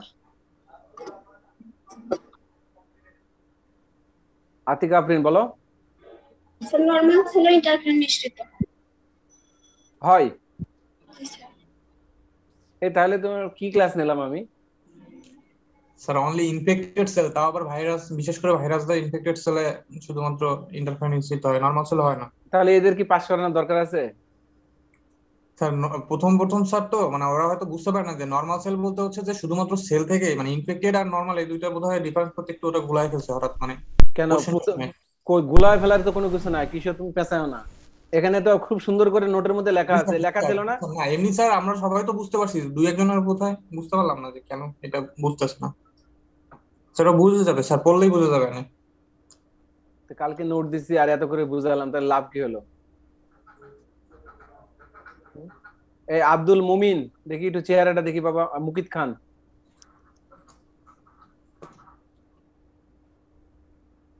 হ্যালো মুকিত খান, হ্যালো আব্দুল মুকিত খান। এরা তো শুধু পরীক্ষায় দেয়, পাস তো করতে পারবে না, অবস্থা খারাপ।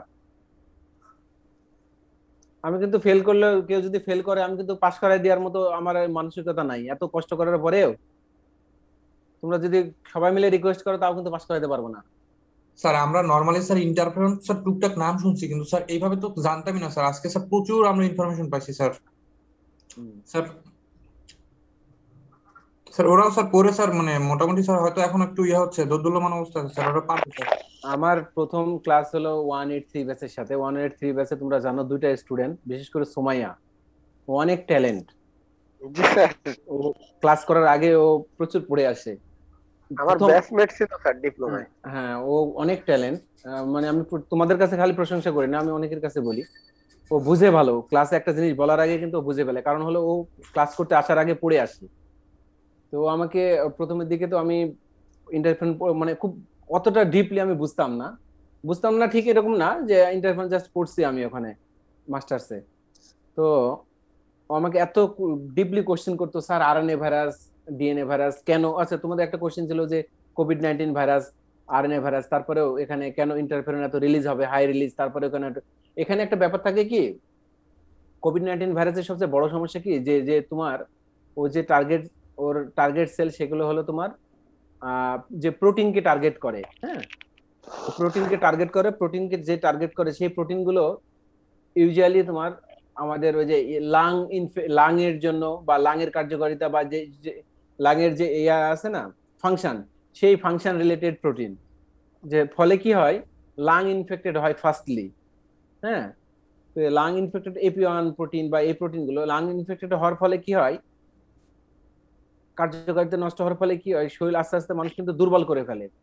কিন্তু এখানে তুমি যদি তোমার সারফেসে আক্রমণ করতো বা সারফেস প্রোটিন গুলোতে হতো, তাহলে সেই ক্ষেত্রে কিন্তু এতটা মারাত্মক হতো না, যেহেতু এ লাং এর প্রোটিন গুলোকে ইনফেক্ট করে এবং লাং মানে সেই যে যে মেকানিজমের মাধ্যমে আমরা শ্বাস প্রশ্বাস নিই, যে মেকানিজমের মাধ্যমে আমাদের তোমার কার্ডিয়াক ফাংশন গুলো চলে, সবগুলো তো লাং রিলেটেড, তাই না? লাং, কার্ডিয়াক যে ফাংশন, এগুলো রিলেটেড। যার জন্য কি হয় দেখবা যে এই কোভিড আক্রান্ত রোগীদের সবচেয়ে বেশি সমস্যা হয় লাং এবং কার্ডিয়াক, এই দুইটা কিন্তু খুব তাড়াতাড়ি ওদের ইনফেকশনের মধ্যে চলে যায়। ফলে কি হয়, এখন তোমার হার্ট যদি দুর্বল হয়ে যায়, তোমার লাং ফাংশন যদি কাজ না করে, এখানে তোমার অন্যান্য বডির সারফেসে যে প্রোটিন গুলো মনে করো, সেগুলো চাইতে ওটা বেশি পরিমাণে না মারাত্মক সৃষ্টি করে। আর এই আক্রমণ করার ফলেই কিন্তু সেলকে ধ্বংস করে, এর হলো মেন স্ট্র্যাটেজি। অনেক ভাইরাস আছে না, সেলকে ধ্বংস করতে পারে না, জাস্ট আক্রমণ করে কিন্তু কমপ্লিটলি ধ্বংস করে, কিন্তু কমপ্লিটলি ধ্বংস করে ফেলে। এটা একটা সমস্যা, বোঝা গেছে? হ্যাঁ স্যার। তো স্যার আরেকটা স্যার বলছিলাম যেটা স্যার, ডিএনএ থেকে কেন আরএনএ ভাইরাস গুলো স্যার বেশি প্রডিউস করে ইন্টারফেরন, তো এটা তো কোথাও স্যার এক্সপ্লেন করার ছিল না, স্কোপ ছিল না পরবর্তীতে স্লাইডে। এটা এটা এটা এক্সপ্লেন করা নাই। এটা হলো মেন কারণ হলো আরএনএ ভাইরাস গুলো যেহেতু সরাসরি ট্রান্সক্রিপশনে অংশগ্রহণ করে, তো এখানে ইন্টারফেরন বেশি প্রডিউস হওয়ার কারণটা তোমরা জানো যে এটা কি অ্যাক্টিভিটির কারণে স্যার শুধুমাত্র নির্ভর করতেছে, যে ওটা বেশি দ্রুত ছড়াচ্ছে, বা হচ্ছে ওর যে পজিটিভ রিসার্চ যেগুলো আছে আরএনএ ভাইরাস যেহেতু স্ট্রংলি করে না, তোমার ওই ট্রান্সক্রাইবড যায় খুব তাড়াতাড়ি, ফলে কি হয় ওই যে তোমার 20 জিনকে কিন্তু অ্যাক্টিভ করে তাড়াতাড়ি। ইনফেকশন সেল থেকে ইন্টারফেরন নিশ্চিত হওয়ার ফলে সেই জিনকে যে করতেছে না, তোমার জিনকে অ্যাক্টিভ করতেছে, অ্যাক্টিভ করার ফলে এখানে যেহেতু খুব ফাস্টার রেপ্লিকেশন হয় আরএনএ ভাইরাস গুলো। স্যার এই শুধুমাত্র এই ফাস্টের যে স্যার অ্যাক্টিভিটি, এইটার উপরে ডিপেন্ড করতেছে যে কেন হচ্ছে ডিএনএ ভাইরাসের থেকে আরএনএ ভাইরাসের ইন্টারফেরন রিলিজের ক্ষমতাটা বেশি। হ্যাঁ, কারণ হলো কি যে যত বেশি ট্রান্সক্রাইবড হবে, কারণ ওখানে তোমার ওই আরএনএ ভাইরাসের ট্রান্সক্রাইবের সাথে সাথে কিন্তু তোমার হোস্ট সেলের ট্রান্সক্রাইবটা যদি কমপ্লিট করতে না পারে, তাহলে তো সেই ক্ষেত্রে তোমার বডি ফেল করবে, তাই না, ডিফেন্স মেকানিজমে। স্যার হ্যাঁ স্যার, স্যার আরেকটা কোশ্চেন স্যার ছিল স্যার আমার, সেটা হচ্ছে স্যার এইডস, যেটা স্যার অ্যাকোয়ার্ড ইমিউনি ডেফিসিয়েন্সি সিনড্রোম করে, মানে স্যার এইচআইভি ভাইরাসটা, ওটা স্যার তো স্যার ইনকিউবেশন পিরিয়ডটা স্যার অনেক লং। তো স্যার ওইটা যখন সেলের এমন স্যার, এটা আবার স্যার ইন্টারসেলুলার স্যার মানে করতে পারে ভাইরাস। তো স্যার ওইটা যখন স্যার যায়, তখন এইটার স্যার ইন্টারফেরন রিলিজিং ক্ষমতা কিরকম স্যার? ক্রমাগত কি ইন্টারফেরন রিলিজ করতেই থাকে, যেহেতু স্যার এটা হচ্ছে ভাইরাসটা অনেকদিন ধরে থাকে, 2-3 বছরও। না, এইটা গতকালকে আমি একটা ইয়াতে পড়লাম। হ্যাঁ, এইচআইভি রোগীদের ক্ষেত্রে রোগ প্রতিরোধ ক্ষমতা খুবই কমে যায়। কারণটা হলো লং টাইম সে ভাইরাসটা ইন্টারসেলুলার, যেহেতু তো লং টাইম ভাইরাসটা সাস্টেন করে, ফলে কি হয় এক সময় তোমার ইন্টারফেরন ওই এক সময় করতে পারে না, প্রোটেক্ট করতে পারে না, ফলে ওদের ইমিউনিটি সিস্টেম অনেক দুর্বল। দেখলাম সেদিনকে আমি। আর এদের যদি আবার এইচআইভি রোগীদের ক্ষেত্রে এদের ইমিউনিটি দুর্বল হওয়ার মানে কারণটাই হলো এই একটা, যে লং টাইম ইন্টারসেলুলারি ইন্টারফেরন সিক্রেট হতে থাকে অল্প অল্প পরিমাণে করতে করতে, যে লং টাইম হতে দেখা গেল যে পরবর্তীতে আর ওই সিক্রেশন ক্ষমতাটা ওটা হারায় না থাকে না। হ্যাঁ, থাকে না। হ্যাঁ, ঠিক আছে, থ্যাংক ইউ। ওকে, তাহলে আমরা সামনের সপ্তাহে নিচ্ছি এই দুটো চ্যাপ্টারের উপরে। ওকে, জি স্যার। হ্যাঁ স্যার, থ্যাংক ইউ। কিন্তু এই দুজনের জন্য আমার মনটা খারাপ লাগতেছে। ওকে স্যার, এটাও হতে পারে যে ওদের কনসেন্ট্রেশন কম বেশি এদিক ওদিক ছিল, হয়তো বা আমাদের নেক্সট আলোচনা আমাদের নিজেদের মধ্যে অনেক সময় স্যার। শোনো, আমি বলি, এই যে এই চ্যাপ্টারটা এর আগে সব ব্যাচকে আমি দুইবার পড়াইছি, তোমাদেরকে আমি খুব কনসেন্ট্রেটলি দেখাচ্ছি। তো আরো কিছু এর মধ্যে জানা দরকার ছিল, কিন্তু দু একটা জিনিস আমি তোমাদের জানালাম না, যেটা হলো ইন্টারলিউকিন সম্বন্ধে আমি জানাতে পারতাম, কিন্তু ওটা খুব হায়ার স্টাডির জন্য দরকার, তোমাদের দরকার নাই। কিন্তু আমি ওই যে বললাম 183 ব্যাচে যখন পড়াইছি, তো তখন আমি আরো বেশি জানতে পারছি। সেই সময় আমাকে খুঁটিনাটি প্রত্যেকটা ওয়ার্ডের মিনিং আমাকে বলতে হতো, সব জিজ্ঞাসা করতো, ও পড়ে আসতো, জিজ্ঞাসা করতো। হ্যাঁ, তার আজকে মানে আমাদের কিশোর মনে হয় ঘুমাইছিল তো স্যার, তা না হইলে হয়তো সেম হইতো স্যার।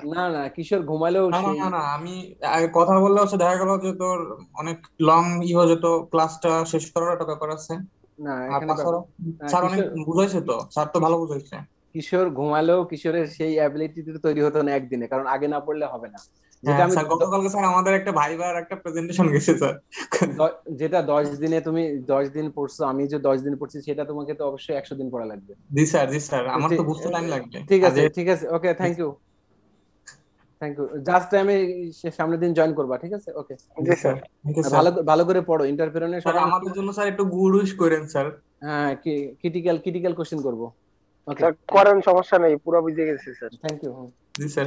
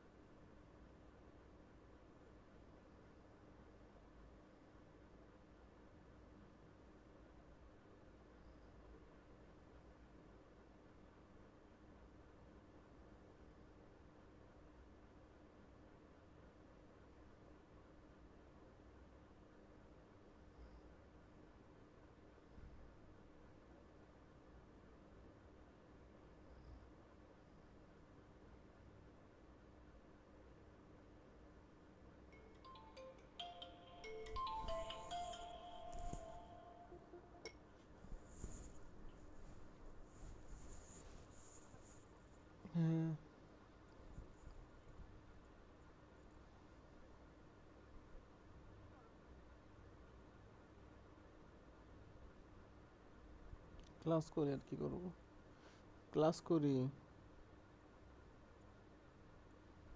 হুম।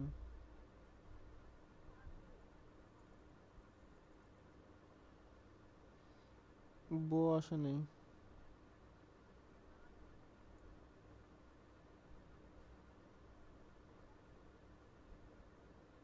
দেখি